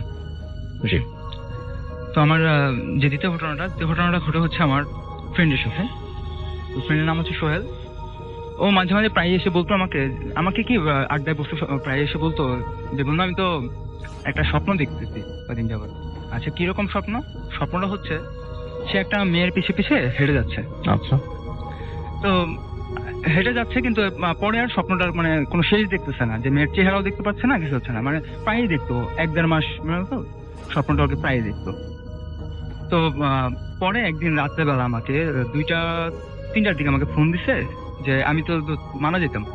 তো আমি বললাম যে কি স্যার, বললো তো সকালে এসে আমি কাহিনী বলবো তোকে। আচ্ছা ঠিক আছে আয়। সকালে এসে আমাকে বললো যে তো কালকে রাত্রে আমি স্বপ্নটা আবার দেখছি। কোন স্বপ্নটা? ওই যে একটা মেয়ের পিছিয়ে হেঁটে যেতেন। আচ্ছা ঠিক আছে বল কি স্যার। দোস্ত আমি যখন মেয়ের পিছিয়ে হেঁটে যাচ্ছি কালকে রাতে স্বপ্নের ভিতরে, তো আমি হাঁটতে হাঁটতে একটা জনশূন্য একটা মাঠের ভিতরে চলে আসলাম। তো মাঠের ভিতরে আসার পরে দেখলাম কি একটা টেবিল, 2 সাইডে 2টা চেয়ার দেওয়া। তো মেয়েটা অপোজিট সাইডের চেয়ারে বসলো, আমাকে এই সাইডের চেয়ারে বসতে বললো। তো মেয়েটা যখন অপোজিট চেয়ারে বসলো তখন আমি ওর চেহারা দেখে অনেকটা মানে হিপনোটাইজের মতো হয়ে গেলাম। ওর হাসিটা আমার কাছে খুব সুন্দর লাগতেছিল। তো আমার আর জাগতিক কোনো খেয়াল নাই, ধ্যান ধারণা নাই। তো মেয়েটা হঠাৎ করে আমাকে ইশারা করে বললো যে তুমি টেবিলের উপরে তাকাও। চোখের ইশারা আমাকে এটা বুঝালো। তো টেবিলের উপরে তাকিয়ে দেখি যে কিছু একটা পড়ে আছে। তো আমি জিজ্ঞেস করলাম কি এটা। তো মেয়েটা আমাকে অ্যান্সার করতেছে যে তুমি চিনো না এটা কি? এটা একটা ব্লেড। তো সোহেল বলতেছে যে আচ্ছা ব্লেড দিয়ে কি করে? তো বলতেছে যে ব্লেড দিয়ে কি করে সেটাও জানো না? এই যে দেখো ব্লেড দিয়ে এরকম হাত কাটা যায়। এই বলে মেয়েটা তার হাতের তালুর নিচে পোজ দিল, রক্ত কেটে ফেললো আর হাত থেকে রক্ত পড়া শুরু করে দিল। তো বলতেছে তুমি এটা কি কাজ করতেছো, তুমি ব্যথা পাচ্ছ না? তো ও বলতেছে না আমার ব্যথা লাগতেছে না, তুমি এক কাজ করো, তুমি ওকে দেখো। তো ও যে ব্লেডটা হাতে নিয়ে ওর হাতে কাটতে যাবে, এমন সময় পিছন থেকে ওর এক ফ্রেন্ড, ছোটবেলার একটা ফ্রেন্ড লাবণ্য নামে, ও এসে ওর পিছনে হাত দিল। হাত দেওয়ার পর ঘুরে তাকায় বলতেছে আরে তুই এখানে? তো বলতেছে তুই এখানে কি করিস? দোষ দেখ ও সুন্দর ওর হাত কেটে ফেলছে, ব্যথা পাচ্ছে না, আমিও কেটে দেখি ব্যথা পাই কিনা। তো এমন সময় ও যখন টার্ন করে ওই মেয়েটার দিকে তাকালো, তাকানোর পরে ও দেখে ভয় পেয়ে গেল মেয়েটার চেহারাটা ভাই এমন অবস্থা যে মানে একটা বিকৃত হয়ে গেছে চেহারাটা ভাই 5-6 দিন পুরো মানে 5-6 দিন পরে পড়ার 5-6 দিন পরে চেহারাটা যেরকম অবস্থা, একটা কালচে দাগ পড়ে যায় এরকম একটা অবস্থা চেহারার। তো এই ঘটনা দেখার পর ও অনেকটা ভয় পেয়ে যায়। তো এমন সময় লাবণ্যকে টান দিয়ে বলতেছে যে আয় আমার সাথে, তোর এখানে বসে থাকা লাগবে না। তো উঠতে যাওয়ার সময় ও একটু চেয়ারের সাথে বাড়ি খায়। তো এই বাড়িতে ওর ঘুমটা ভেঙে যায়। তো ভাই কাহিনীটা এখানে শেষ হলে হয়তো ভালো হতো, কিন্তু কাহিনীটা স্বপ্ন থেকে বাস্তবে চলে আসছে। বাস্তবে আসলে কিভাবে? ও যখন ঘুম থেকে ওঠার পর দেখতেছে যে ওর খাটের সাথে হেলান দিয়ে বসে আছে, ওর হাতে একটা ব্লেড। ওই ব্লেড দেখে ভয় পেয়ে তাড়াতাড়ি করে ব্লেডটা ফালিয়ে দেয়, লাইটটা জ্বালায়, লাইট অন করে ও আরো অবাক হয় যে ওর বেডরুমের দরজাটা খোলা। তো ওর দরজাটা কখনো খোলা থাকে না, এই দেখে আরো ভয় পেয়ে যায়। তো আর রাতে কোনো মতে রাতটা পার করে। তো পরে আমি ওকে জিজ্ঞেস করলাম যে তুই ব্লেডটা কি তোর ঘরে ছিল বা কোথায় ছিল? তো ও আমাকে বলতেছে যে আমি 4-5 দিন আগে ব্লেডটা শুধু আমার ফ্রিজের উপরে দেখছিলাম, আমার আম্মুর রুমের পাশে যে ফ্রিজটা আছে ফ্রিজের রুমে দেখছিলাম, কিন্তু আমি ব্লেডটা আমার ঘরে থাকার কোনো প্রশ্নই আসে না। কিন্তু আমি কিভাবে ব্লেড আনলাম, কিভাবে কি করলাম আমি নিজেও জানি না, আল্লাহই বাঁচাইছে। তারপরে ওর মাকে যখন পরের দিন কাহিনী বলছে, ওর মা ওকে আর একটা পুরান তাবিজ ছিল, ভয় পেলে তাবিজটা পড়তো। তো এই তাবিজ পড়ানোর পরে ইনশাল্লাহ এখন পর্যন্ত ভালো আছে, আল্লাহর তার কোনো সমস্যা হয়নি। অনেক ধন্যবাদ আপনাকে আপনার দ্বিতীয় ঘটনার জন্য। আমরা চলে যাই দ্বিতীয় ঘটনায়। এই ঘটনাটি রাসেল ভাই আমাদের এক বড় ভাইয়ের কাছে শোনা, তো অনেক আগের ঘটনা। এটা হচ্ছে আপনার রাজশাহী বিশ্ববিদ্যালয়ের কাহিনী আর কি।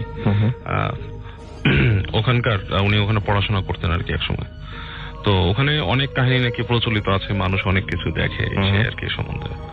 তো উনি যদিও মানে আমার কাছে শুনে বেশ অবাক লেগেছে, বাট রাজশাহী বিশ্ববিদ্যালয়ে এরকম অনেক কাহিনী শোনাতে জিনিসটা বেশ শুয়ে গেছে আর কি। তো উনি একদিন এরকম ওখান থেকে আসছিলেন রাতের বেলা, ওখানকার উনি ইসে থাকতেন আর কি, হলে থাকতেন। শীতকালের রাত, অনেক রাত হয়ে গেছে। তো হেঁটে আসার পথে তো উনি দেখেন যে ওই এক রিক্সাওয়ালা আর কি উনি দাঁড়া করেছে, জিজ্ঞেস করছে যে আমি যাবো অমুক জায়গায়। তো রিক্সাওয়ালা ওনার সাথে জাস্ট উঠতে ইশারা করছে, উনি উঠছেন।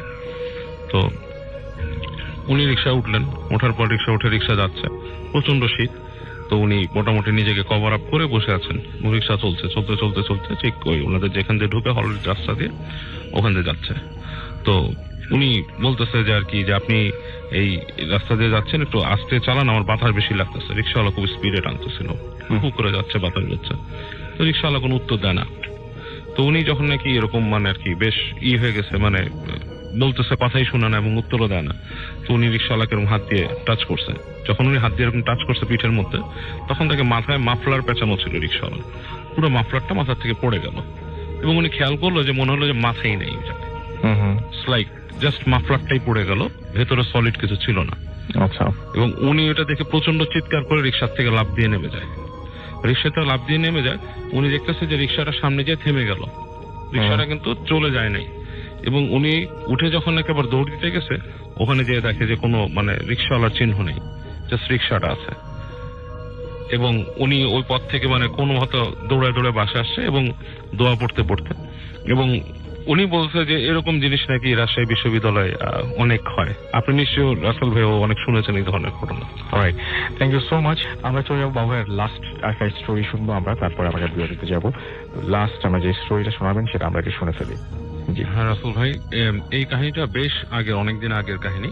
অ্যান্ড এটা শুনেছিলাম যে আমার এক মামার ফ্রেন্ডের কাছে আর কি। তো উনি যখন ওনার বয়স টিনেজ ছিল, উনি খুব ঘোরাঘুরি করতেন আর কি, আড্ডাবাজি করতেন, এদিক ওদিক যেতেন। তো এরকম ঘোরাঘুরি করতে করতে উনি গ্রামে যান একবার কিছুদিনের জন্য বেড়াতে। তো গ্রামে যাওয়ার পর ওনার পরিচয় হয় ওনার একটা গ্রামের ফ্রেন্ড, সে এরকম মানে ঘোরাফেরা করে এবং সে কিছু জাদু টোনা শেখে আর কি। তো তার কিছু কর্মকাণ্ড দেখে তার খুব উৎসাহ হয়, তো জিজ্ঞেস করে যে তুই কার কাছে শিখিস। তো ওনাকে নিয়ে যায় আর কি, যে দেখে যে একজন মানে লোক, সেই লোকটার মুখের মধ্যে আপনার পুরা কথা বলতেছে, হাসলে মুখের ভেতরে যে মাড়ি পুরো কালো, মানে the whole thing is black. আচ্ছা, এবং সে কথা বলে। তো উনি জিজ্ঞেস করুন, ভয় পায় আর কি। তো কথা জিজ্ঞেস করে যে গুরু আপনার মুখে এরকম হয়েছে কিভাবে? বলে আমি তো কালো জাদু করি, কালো জাদু যারা করে তাদের মুখ এরকম হয়ে যায় ভিতরে।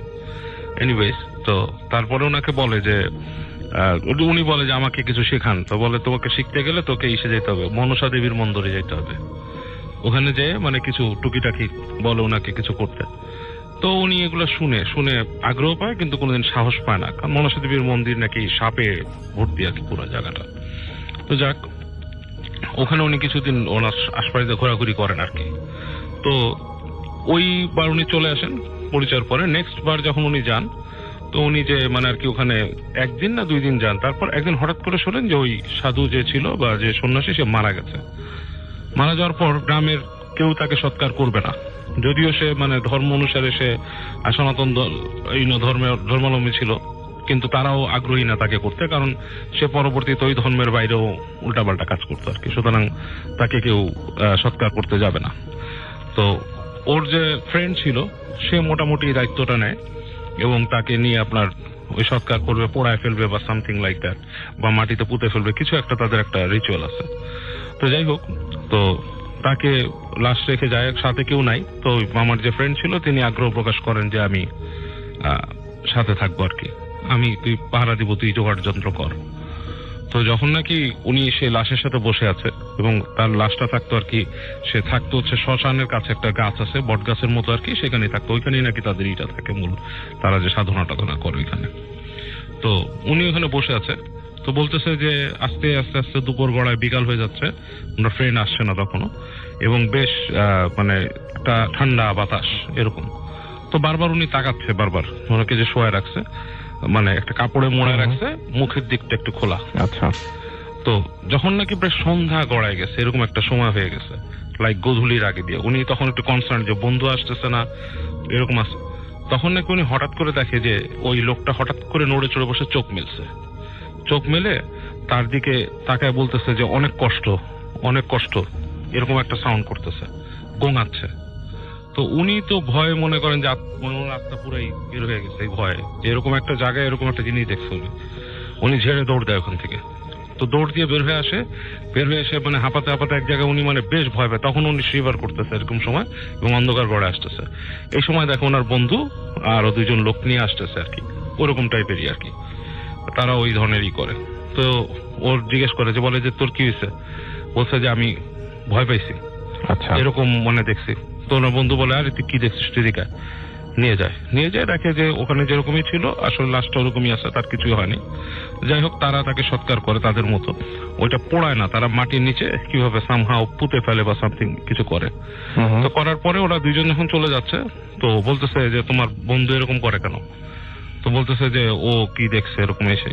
তো বলছে কি যেটা দেখতেই পারে, আমাদের গুরু যাকে দিয়ে কাজ করতো, সে শেষ মানে তার চলে যাওয়ার পরে, সে যখন প্রস্থান হয়ে গেল পৃথিবীতে, সে নাই চলে গেছে, তখন তার শরীরটার উপর কন্ট্রোল নেওয়ার চেষ্টা করে এবং তাকে তুমি শিষ্য হিসাবেও ঠিক মতোই করে দিয়ে যাও নাই। তো সুতরাং তার শরীরের উপর এই জিনিসটা কন্ট্রোল নিছে এবং সেই ধরনের জিনিস দেখতেই পারে, এটা স্বাভাবিক। আচ্ছা। এবং মানে যারা আমরা এই লাইনের মানুষ তাদের কখনোই সুস্থ মৃত্যু হয় না, তাদের মৃত্যুটা খুব খারাপ ভাবে হয়। এটা মেনে নিয়ে আমরা এই পথে আসছি এবং আমাদের মৃত্যুর পরে কোনো জগৎ নেই। ওকে। তখন এটা শোনার পরে উনি খুব ভয় পেয়ে যান। উনি চিন্তা করেন ওনার জাদুটোনা শেখার ইচ্ছা পুরো মাথার থেকে চলে যায়। আচ্ছা। এবং উনি সারপ্রাইজ হয়ে বলে যে এটা কেমন জিনিস যে মানে ইহকালেও আমি কিছু করতে পারলাম না এবং আমার মরার পরও কোনো জায়গা নেই, তারপরে মেনে নিয়ে মানুষরা এই জায়গায় কেন যাচ্ছে, এটা ওনার কাছে একটা বিশাল কোয়েশ্চেন হয়ে দেখা দেয়। আচ্ছা। স্টিল মানে উনি এই জিনিসটা এইভাবেই চিন্তা করেন আর কি। ওকে, থ্যাংক ইউ ভেরি মাচ। যাই হোক, আমরা আমাদের পরবর্তী অতিথির কাছে যাবো। আপনার নামটা প্লিজ একটু বলবেন, তারপর আপনার ঘটনায় যাবো আমরা। ধন্যবাদ রাসেল ভাই আপনাকে আমাকে সুযোগ করে দেওয়ার জন্য। জি। আমি আবু নাইম মোহাম্মদ আসিফ, ঢাকা ক্যান্টনমেন্ট থেকে। জি, আপনার প্রথম ঘটনাটা আমরা শুনবো। তো ভাই আমি আজকে যে ঘটনাটা বলবো প্রথমে, সেটি 1993 সালে আমার পরিবারের সাথে ঘটে যাওয়া একটি ঘটনা। জি। আমার আব্বু গভর্নমেন্ট এমপ্লয়ি হয়, তার পোস্টিং ছিল রাজশাহীতে। আচ্ছা। সেই দরুন আমাদের বাসা, যে বাসা আমরা থাকতাম, জি জি, সেই বাসায় আমার আম্মু একা থাকতেন আর আব্বু তখন অফিসের কাজে আর কি যেতেন বাসা থেকে। তো আম্মু ওই সময়টুকুতে একা থাকতেন। এর জন্য আম্মুকে দেখাশোনা করতে বাড়ি থেকে দাদি আর আমার চাচাকে নিয়ে আসা হয়েছিল। এখানে বলে রাখা ভালো যে আমার আপু, যে আমার বড় বোন, জি জি, তখন ও আম্মুর পেটে ছিল। আচ্ছা। তো ঘটনা যেদিন ঘটলো সেদিন ছিল জোহরের রক্ত। জি। জোহরের রক্ত, আমার দাদি নামাজ পড়লেন। জোহরের নামাজ পড়ার পরে তিনি ওই রুমেই শুলেন আর কি, বেডে। জি। তো এমন সময় আম্মু ঘরের কাজকর্ম করছিলেন। ঘরের কাজকর্ম করার সময় করতে করতে আর কি দাদি যে রুমে শুয়েছিলেন সেই রুমে ঘরে আসবাবপত্র মোছার জন্য গেলেন আর কি। তো আম্মুকে দেখার পরে হঠাৎ করে দাদির মধ্যে থেকে একটি পুরুষ আওয়াজ, যিনি বলে উঠলেন আসসালামু আলাইকুম। তো একদম হঠাৎ করে বলে উঠলেন আসসালামু আলাইকুম। তো আম্মু তো এই ঘটনার জন্য মোটেও প্রস্তুত ছিলেন না এবং তিনি অনেকটা বিস্মিত এবং ভয় পেয়ে গেলেন। তো তিনি ওই অবস্থায় কি করবেন বুঝতে না পেরে তিনি যত দ্রুত সম্ভব বাসার গেটটা খুলে তিনি নিচে চলে যান, যে কাউকে পান কিনা তার সাথে যাতে বাসায় যায় ঘটনাটা পর্যবেক্ষণ করতে পারে। তো নিচে গিয়ে দেখলেন যে আমার চাচা, তিনি গল্প করছেন। তো তাকে গিয়ে সব ঘটনা বললেন আম্মু। তো আমার চাচা বললেন যে ঠিক আছে চলো বাসায় দেখি কি হয়েছে, একটু দেখি কি হয়েছে। তো চাচা আম্মুর সাথে বাসায় গেলেন। যাওয়ার পরে দাদির সাথে কথা বলার চেষ্টা করলেন। মোটামুটি অনেক কথা হলো, কিন্তু বেশি কথা আমার চাচার সাথে বলতে চাইলেন না। তো এই সময় বললো যে আমার আম্মুর সাথেই নাকি উনি কথা বলবে, আমার আম্মুর সাথেই কথা বলা দরকার তার। তো দুপুর টাইম শেষ হয়ে গেল। দুপুরের ওইদিকে আব্বুর অফিসও শেষ। আব্বু বাসায় আসলেন, এসে দেখলেন যে দাদির সাথে এরকম, দাদি পজিটিভ অবস্থায় আছে আর আমার কাকার সাথে কথা বলতে চাচ্ছেন না। তখন আব্বু বসলেন কথা বলার জন্য যে কি দরকার। তো এখানে রাসেল ভাই আগেই বলা উচিত ছিল যে আমার দাদির সাথে 7টা জিন স্টে করতো, যেটা আমরা ছোটবেলা থেকে শুনেছি, 6টা জিন ভালো, 1টা জিন খারাপ। তো আব্বু বললেন যে আপনাদের কি দরকার, আপনারা কেন আসছেন। তো বলতেছে যে তুই তো তোর আম্মাকে বাড়ি থেকে অনেক দূরে রাজশাহীতে নিয়ে আসলি, আমাদের তো থাকার জন্য একটা রোগী দরকার, আর তুই তো জানিস তোর আম্মু রোগী। তো আমরা তো বাড়িতে একা একা থাকতে পারতেছি না, আমাদের এখানে থাকার জায়গা দে। তো আব্বু বললেন না, এটা সম্ভব না, আমার স্ত্রী এখন গর্ভাবস্থায় আছেন আর যে কোনো সময় ভয় পেতে পারেন, আর আপনারা তো অস্বাভাবিক কিছু করতেই পারেন, আমার ফ্যামিলি ক্ষতি হতে পারে। ঠিক মানে বিশ্বাস করছিলেন না। হ্যাঁ। তারপরে উনি বললেন যে আপনারা যদি এখন না যেতে চান তাহলে আমার বাধ্য হতে হবে আমার আম্মাকে বাড়িতে পাঠানোর জন্য। আচ্ছা। তো ওনারা যখন লাস্টে কোনো সমাধান বের করতে পারলেন না, তখন আমার বাবা উনি বাধ্য হলেন দাদিকে বাড়িতে পাঠিয়ে দিতে এবং তিনি শেষ পর্যন্ত এটাই করলেন, দাদিকে বাড়িতে পাঠিয়ে দিলেন। আচ্ছা, এটাই ছিল আমার ঘটনা ভাইয়া। Thank you very much. আপনার ঘটনার জন্য আপনাকে অনেক অনেক অনেক অনেক ধন্যবাদ। আমরা পরবর্তী ঘটনায় চলে যাব আমাদের পরবর্তী অতিথির কাছে। আপনার নামটা একটু প্লিজ বলবেন, তারপর আপনার ঘটনায় যাব আমরা। থ্যাংক ইউ রাসেল ভাইয়া আমাকে সুযোগ করে দেওয়ার জন্য। আমি সোহান, আমি এসেছি ঢাকার বাড্ডা ব্যারেজ থেকে। বর্তমানে আমি গুলশান কমার্স কলেজে 2nd ইয়ারে পড়ছি। তো ঘটনাটা আমার ভাগিনার কাছ থেকে নেয়া, ওর সাথেই ঘটে। ওর বয়স হচ্ছে 11 কিংবা 12 এরকম। ও পড়তো রামপুরার কোনো একটা মাদ্রাসায়, মাদ্রাসার নামটা আমি উল্লেখ করছি না, মেরাদিয়াতে অবস্থিত। তো মাদ্রাসার চারিদিকটা ছিল পানি টাইপের পানি ছিল এবং ধান ক্ষেত ছিল এরকম। তো ওদের মাদ্রাসা নিয়ম ছিল রাত 10টার মধ্যে ঘুমিয়ে পড়তে হবে। একদিন রাতের বেলা ওরা ফ্রেন্ডরা 3-4 জন গল্প করতে করতে রাত প্রায় 2টার মতো বেজে যায়। তো হঠাৎ করে ওরা শুনতে পেল যে বাহির থেকে আওয়াজ আসছে যে একটা কাপড় নেড়ে রাখলে বাতাসে কাপড়ের একটার সাথে বাড়ি খেলে যেরকম আওয়াজ হয় ঠিক তেমন আওয়াজ। তো ওরা কৌতূহলবশত জানালার কাছে গেল। ওরা দেখলো ওখানে তো কোনো কাপড় নেড়ে রাখা পসিবল না এবং কোনো কাপড় নেই। তো ওদের চোখটা গেল একটু দূরে, ধান ক্ষেতের আইল যেটাকে বলে আমাদের গ্রামের ভাষায়, ওখানে দেখলো যে একটা মহিলা বসে আছে সাদা কাপড় পরা। মহিলার চুলগুলো ছাড়া ছিল এবং বাতাসে উঠছিল। তো কিছুক্ষণ ওরা ওটা নোটিস করছিল। একটু পর ওই মহিলাটা ওদের দিকে তাকালো, আর তাকানোটা এরকম ছিল যা স্বাভাবিক মানুষের জন্য পসিবল না। মহিলাটার মাথাটা পুরোটা ঘুরে গিয়েছিল ওদের দিকে। মহিলাটা সামনের দিকে বসেছিল, মাথাটা পুরোটা ঘুরে যায়। এটা দেখে ওরা ভয় পেয়ে যায় এবং জানালা অফ করে দেয়। এটার হুজুরদেরকে বলে না ওরা। তো এর 2-3 দিন পর আমার ভাগিনা রিয়াদ, ওর রাতের বেলা ওয়াশরুমে যাওয়ার প্রয়োজন হয়। তো ওর এক ফ্রেন্ডকে বলে, চল তুই একটু বাইরে দাঁড়া, আমি ওয়াশরুমে যাব। তো ওর ফ্রেন্ড কথা মতো বাইরে দাঁড়ায়, ও ওয়াশরুমে যায়। কিছুক্ষণ পর বাহির থেকে কেউ বলছে, এই দরজা খোল, আর দরজায় প্রচন্ড জোরে জোরে ধাক্কা দিচ্ছে। ওর হুজুরের কণ্ঠে বলছে দরজা খোল। ও চিন্তা করলো হুজুর তো খুব রাগী, হয়তো বা মারতে পারে, বেত নিয়ে আসছে কিনা। আমি একটু ও ভয় পেল, কৌতূহলবশত দরজার কোনো একটা ছিদ্র দিয়ে দেখে যে হুজুরের হাতে বেত আছে কিনা। তো বাইরে তাকালো, দেখলো যে আসলে কথা বলছে যিনি, ওর হুজুরের কণ্ঠে কথা আসছে, কিন্তু ওটা ছিল কালো টাইপের একটা কিরকম। আর ও কোমরের নিচ থেকে দেখে পাগুলো খুব ছোট ছোট ছিল, মানুষের মতো না, কিছুটা নখগুলো খুব বড় বড় ছিল। আর ও দেখতে পায় বাম হাতের নখগুলো দেখেছিল খুব বড় বড়। আর ওটা শরীরের ভেতর দিয়ে পেছনের বেসিন বা ওয়াল এগুলো দেখা যাচ্ছিল, এরকম ছিল।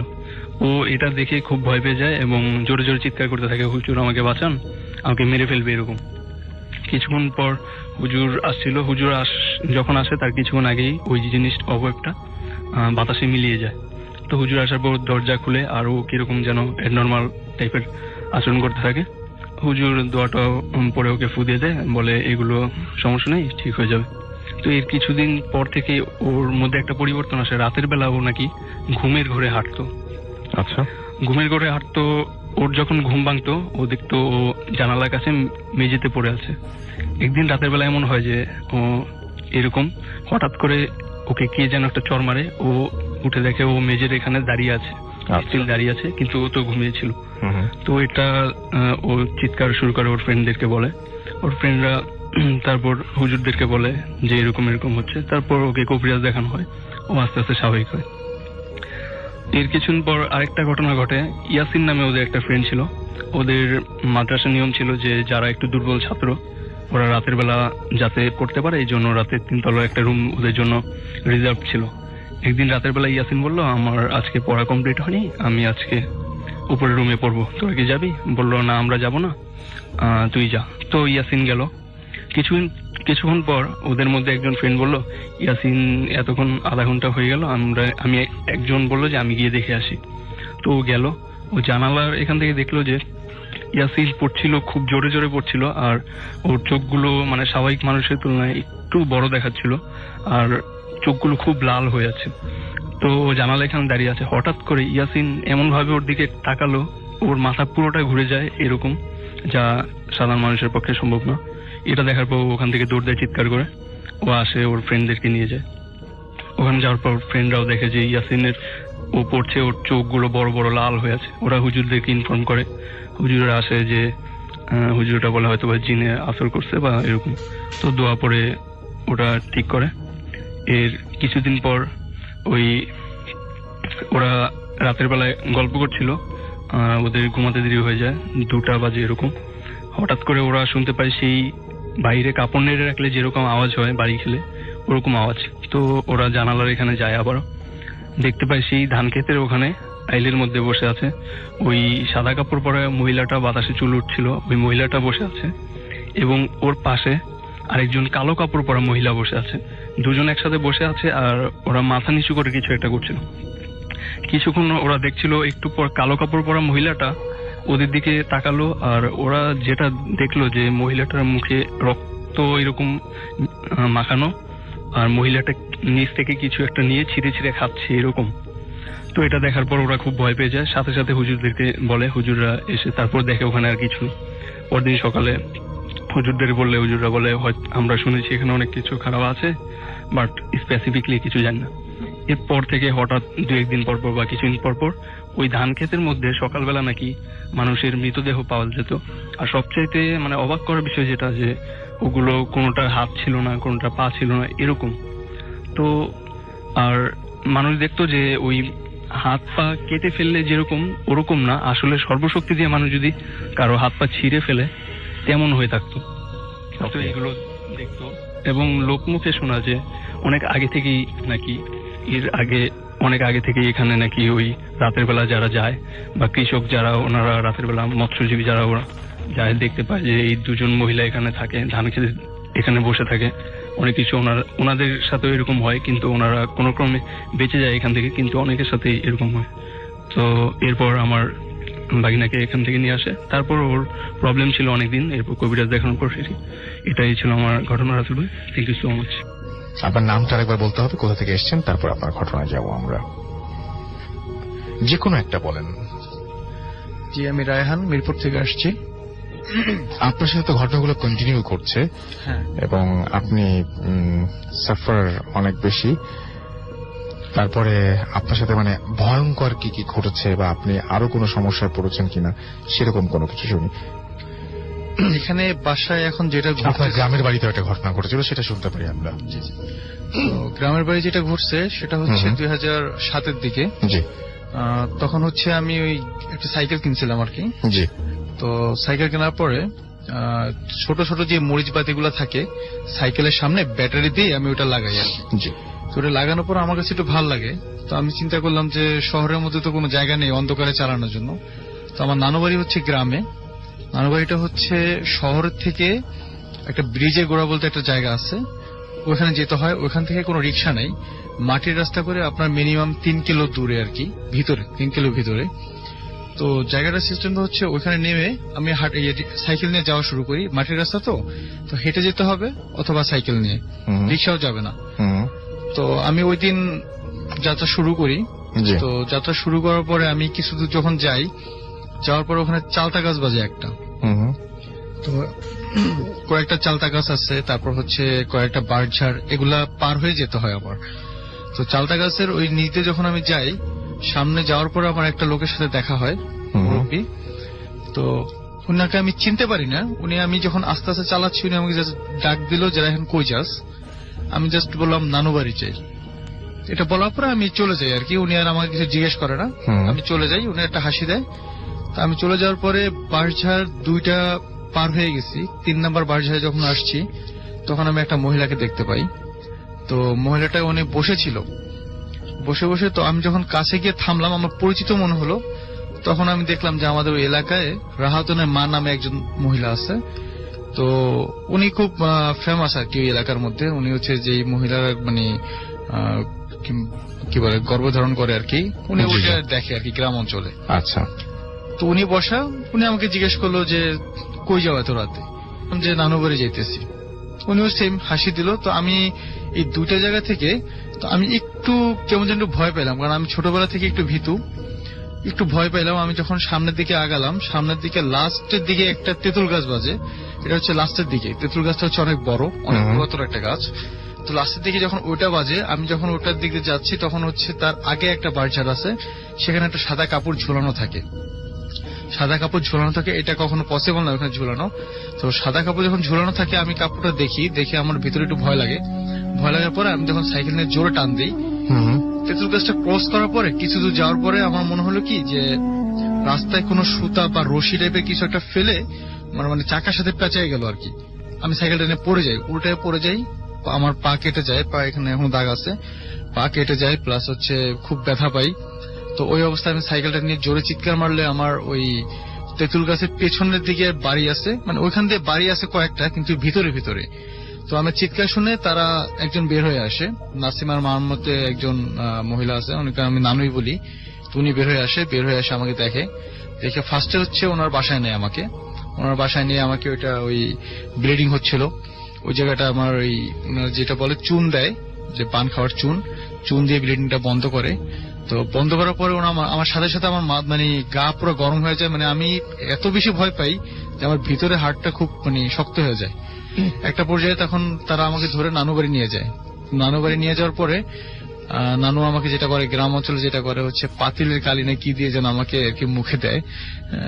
তো এটা মুখে দেওয়ার পরে আমি ঘুমাই পড়ি। রাতে খুব জ্বর আসে আমার, আমি কিচ্ছু বলতে পারি না। সকালবেলা যখন উঠি সারা শরীর আমার ব্যথা ছিল। এমনকি আমার এটা স্পষ্ট মনে নেই, নানা নাকি একজন লোক নিয়ে আসছিল ওইখানে গ্রামের।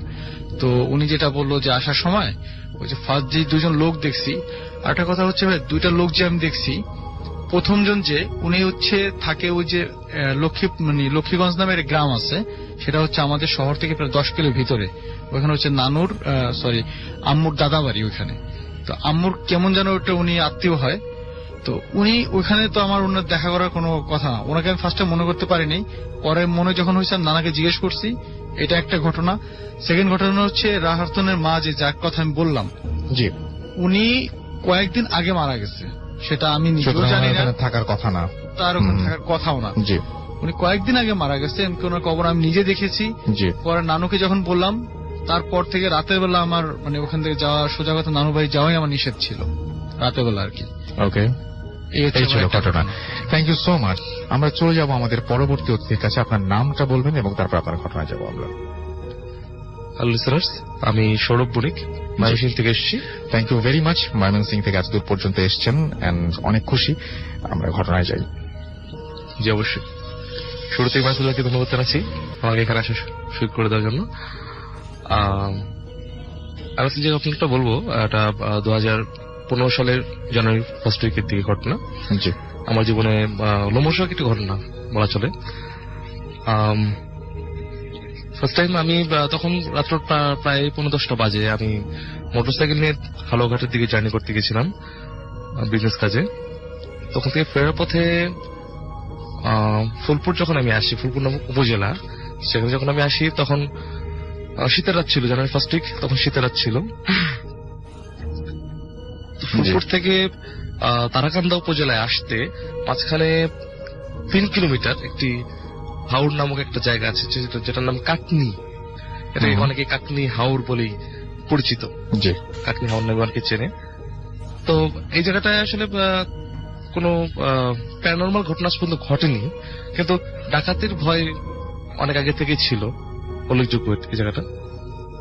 আমি ফুলপুর থেকে যখন রওনা হই তখন বাজে ঠিক 9:30। টাকনি পার হওয়ার পরে এবং তারাকান্দা মাঝামাঝি ওই হাওড় যে জায়গাটা, দুই পাশে ধুধু মাঠ, ওইখানে কিন্তু কোনো বাড়িঘর নেই, প্রায় 3 কিলোমিটার রাস্তা, কোনো বাড়িঘর নেই, জনবহুল নেই বললেই চলে। আমি যখন রানিং করছি তো ওই রোডে কিন্তু স্পিড ব্রেকার অনেক, আর মোটরসাইকেল পিছনে বসছিলাম। তো আমাকে খেয়াল করতে হচ্ছে স্পিড ব্রেকার গুলো, আর মোটরসাইকেল গতি ছিল প্রায় 50 থেকে 60 কিলোমিটার। তো হঠাৎ করে চট করে স্পিড ব্রেকার ক্রস করতে গেলে কিন্তু প্রবলেম। আমি দূর থেকে বসে কিন্তু আমি দূরে স্পিড ব্রেকার গুলো কিন্তু লক্ষ্য করছিলাম, আর চালককে আমি সতর্ক করছিলাম যে স্পিড ব্রেকার ব্যাপারে। তো মোটামুটি 100 গজ পর্যন্ত আমার দৃষ্টি ছিল, আমার এখন মনে আছে চোখে ভাসে যেটা।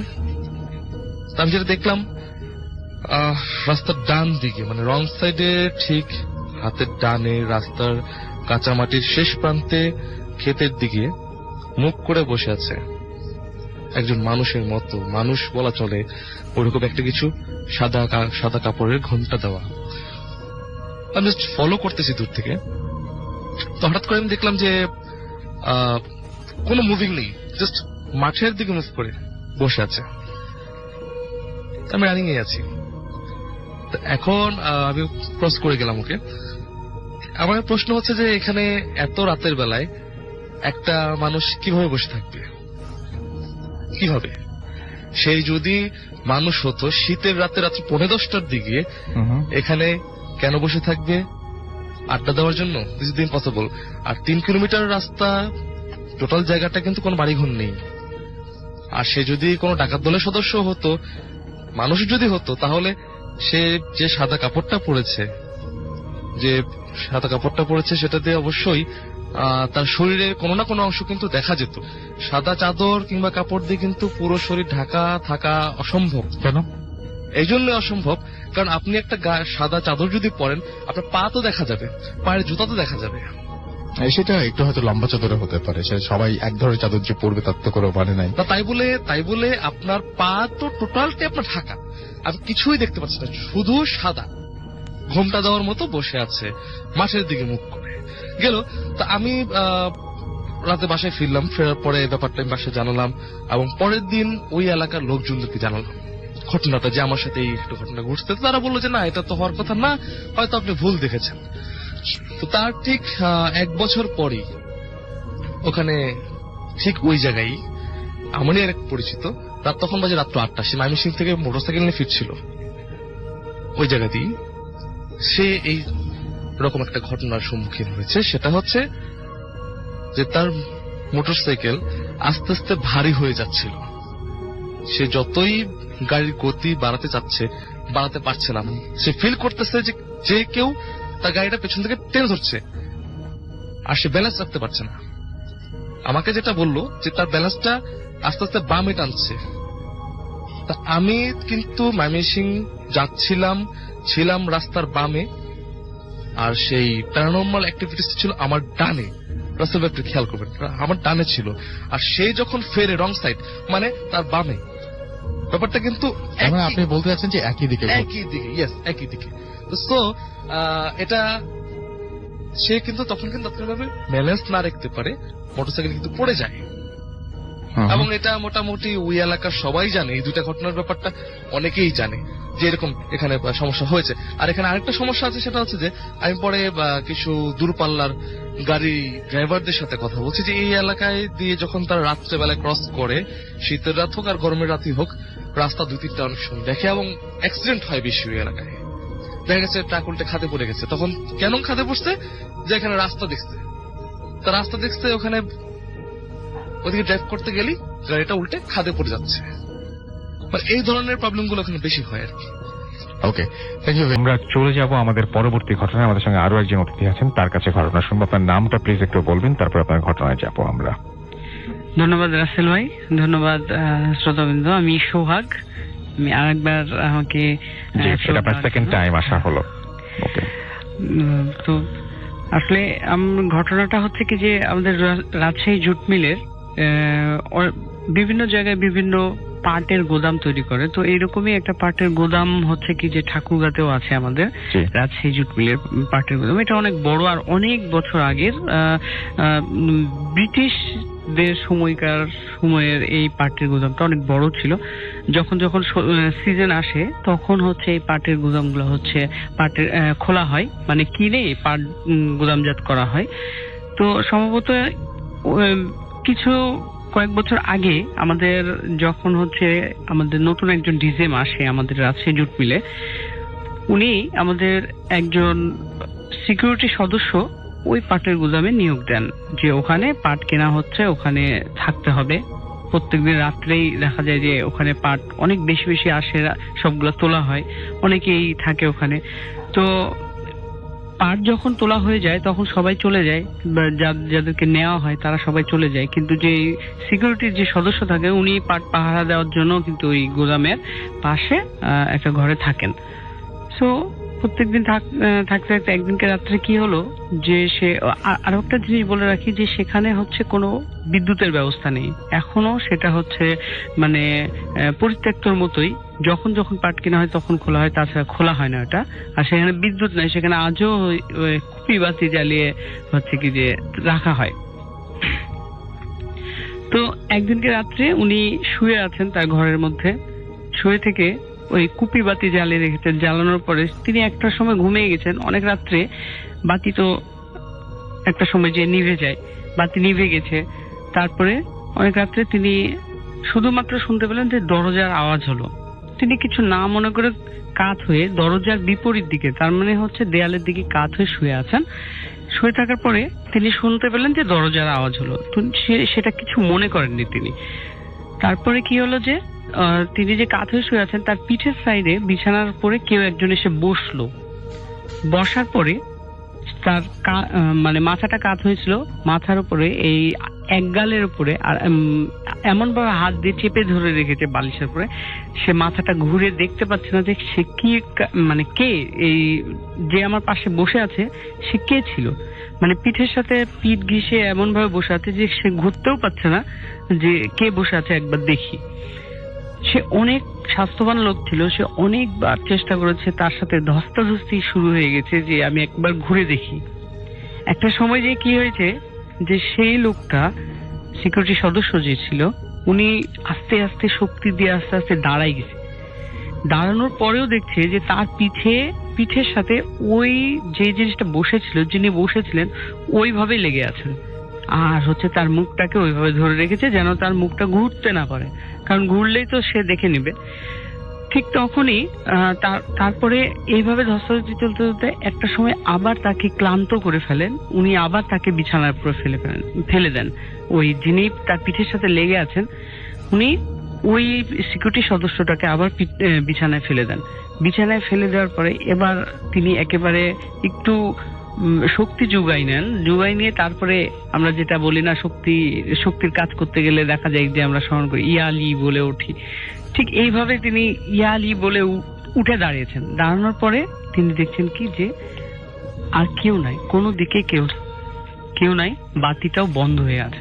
তিনি ম্যাচটা কোনোভাবে খুঁজে পেয়ে ম্যাচটা জ্বালিয়ে বাতি জ্বালিয়ে দেখছে কি যে তার ঘরের দরজা ভেতর থেকেই লাগানো, তার ঘরের দরজাটা আর হচ্ছে কি যে ভিতর থেকে লাগানো, ঘরের মধ্যে কেউ নাই। চারিদিকে বাতি দিয়ে তিনি দেখেন ঘরের ভিতরে কেউ নাই। সেই রাত্রি তিনি পার করেন। তারপরে 2-3 দিন পরে তিনি হচ্ছে কি যে ডিজেম সাহেব, নতুন ডিজেম সাহেব আসেন, ওনাকে বলেন যে আমি এখানে থাকবো না। তারপর ডিজেম সাহেব অনেক অনুনয় বিনয় করে তাকে ওখানে রাখেন। ঠিক তার কয়েকদিন পরে আবার যে ঘটনাটা হয়, ঠিক মাগরিবের আজানের পর তিনি হচ্ছে খাওয়া দাওয়া করে নামাজ কালাম আদায় করে খাওয়া দাওয়া করে তিনি শুয়ে পড়েন। শুয়ে পড়ে ওই কুপি বাতিটা টিপ টিপ করে জ্বালিয়ে রাখেন। একটা সময় যে কুপি বাতিটা নিভে যায়, ঠিক তখনই দেখা যায় কি যে ওই যেই ঘরে তিনি থাকেন ওই ঘরের দরজাটা খুলে গেছে। খুলে যাওয়ার পরে 2 জন মেয়ে তার ঘরে এসেছে। আসার পরে বলছে কি যে এই সময় আপনি শুয়ে আছেন কিসের জন্য?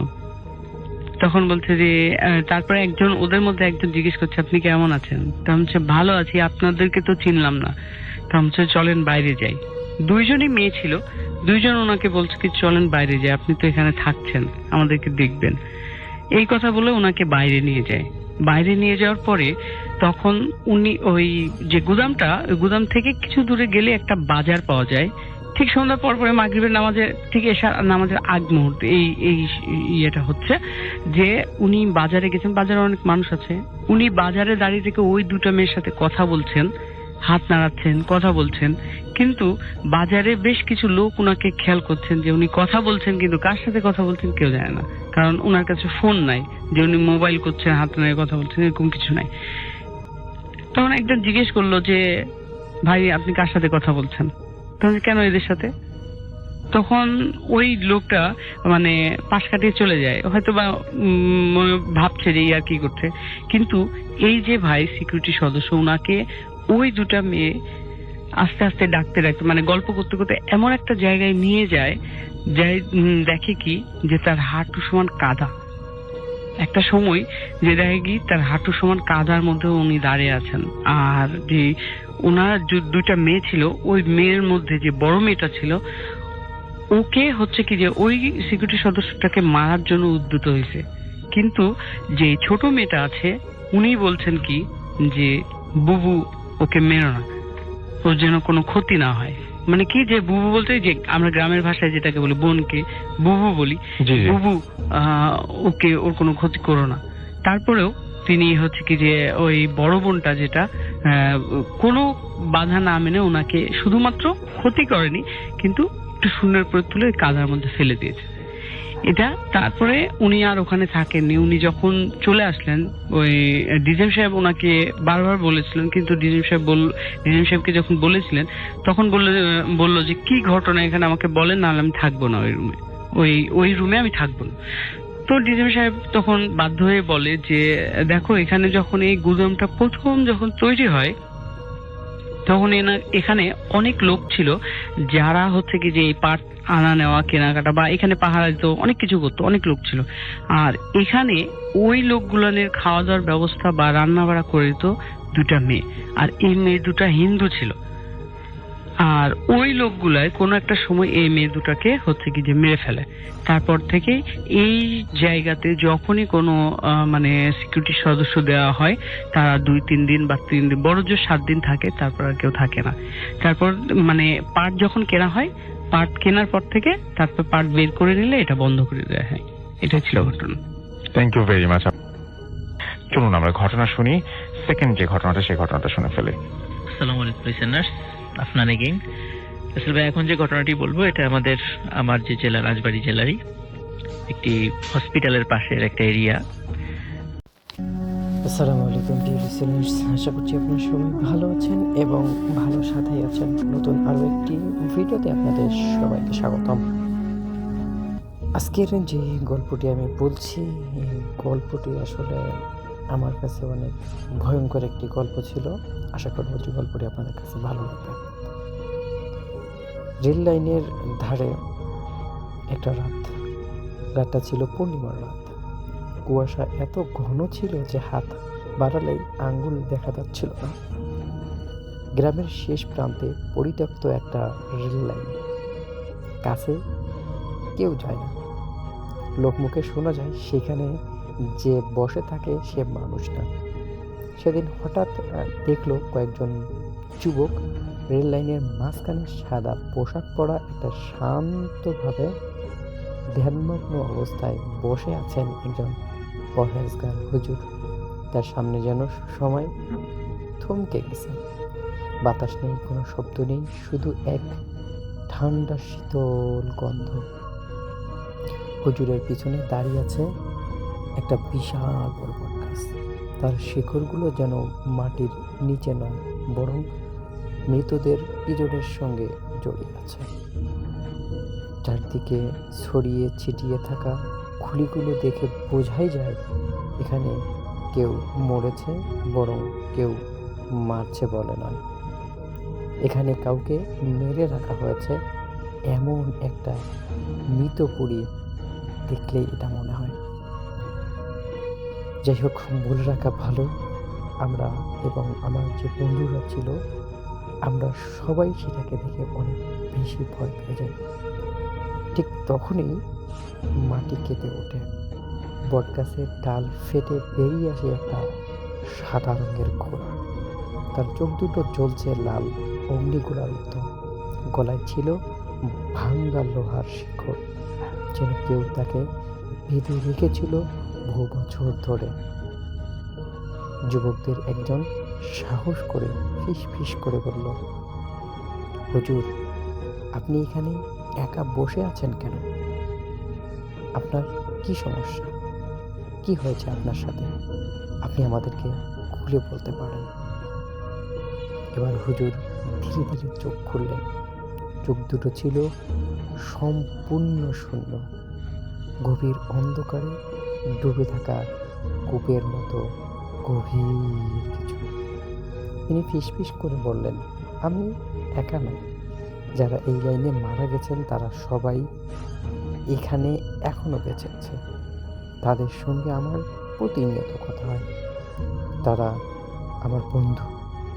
তারপর ইশারা করতেই সাদা ঘোড়াটা রেল লাইনের উপর নেমে এলো। চারদিকে ঝড়ের মতো ঠান্ডা বাতাস বইতে শুরু করলো। কুয়াশার ভিতরে অসংখ্য ছায়া দেখা গেল, ছিন্ন ভিন্ন দেহ, মরাহার আর কয়েকটা মুখ, যারা যেন চিৎকার করে করছে কিন্তু শব্দ বের হচ্ছে না। হুজুরের কণ্ঠ তখন বদলে গেল অন্য সুরে।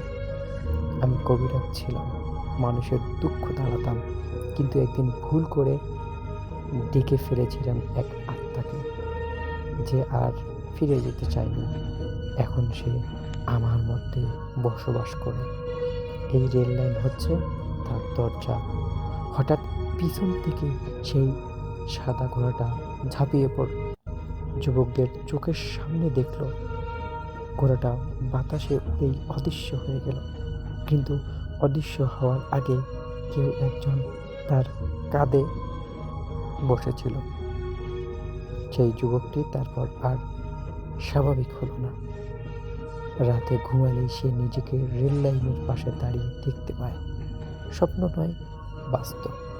এমন একটা অবস্থা হওয়ার পর তারা আবার সেই হুজুরের কাছে গেল। হুজুরের কাছে যাওয়ার পর হুজুরকে পুরো ঘটনাটা যখন আবার খুঁজে বলতে শুরু করলো, তখন হুজুর বলল তার উপর আত্মার নজর পড়েছে। এখন আসলে তাকে বাঁচিয়ে রাখা সম্ভব না। তার সঙ্গে কোনো কিছু একটা বলি দিতে হবে, যার ফলে সেই আত্মাটা শান্তি পাবে এবং একে মুক্ত করে দেবে। তারপর সেই ছেলের বাড়ি থেকে বলা হলো কি চায় সেই আত্মা। তারা কোনো কথা না বাড়িয়ে সেই আত্মার শান্ত করার জন্য যেটা প্রয়োজন সেই কাজের দিকে ধাবিত হলো। কিন্তু দেখা গেল হুজুর তাদেরকে নিয়ে বিভিন্ন সময় বিভিন্ন রকমের ডেট দিচ্ছে, কিন্তু কোনো ডেটেই আসলে হুজুর ঠিক করতে পারছে না যে কোন ডেটে এই কাজটা করবে। কিন্তু অবশেষে দেখা গেল হুজুর একদিন তাদের শুক্রবারে আমাবস্যার রাতে ডাকলো। তারা তাদের সন্তান এবং কিছু আসবাবপত্র সহ হুজুর যে জিনিসগুলো নিয়ে আসতে বলেছিল সবগুলো নিয়ে গেল। তারপর হুজুর একে একে মন্ত্র পাঠ করা শুরু করল এবং বিভিন্ন রকমের মন্ত্র পাঠ করার পর হঠাৎ করে ছেলেটার দিকে তাকিয়ে একটা ফু দিল। ফু দেওয়ার সাথে সাথেই যেন এমন মনে হলো এই ছেলেটার থেকে কিছু একটা পেরিয়ে উধাও হয়ে চলে গেল। তারপর থেকে সে হুজুরের দোয়া এবং আশীর্বাদে এখন সবাই ভালো আছে এবং সব শেষে দেখা গেল সবগুলোই ঠিকঠাক হয়ে আছে। দর্শক, আমাদের গল্পটি ছিল এতটুকুই। আশা করছি যে গল্পটি আপনাদের কাছে ভালো লেগেছে। যদি গল্পটি ভালো লেগে থাকে তাহলে অবশ্যই কিন্তু একটি লাইক, কমেন্ট এবং শেয়ার করে দেবেন। এবং আজকের ভিডিওটির মধ্যে কোন ভিডিওটা, কোন গল্পটা আপনাদের কাছে ভালো লাগলো সেটা কিন্তু জানাতে পারেন কমেন্ট বক্সে। নতুন ভিডিও দেখার জন্য অবশ্যই চ্যানেলটিকে সাবস্ক্রাইব করবেন, পাশে এসে বেল আইকনটি অন করে রাখবেন। ভালো থাকবেন, সুস্থ থাকবেন। আল্লাহ হাফেজ।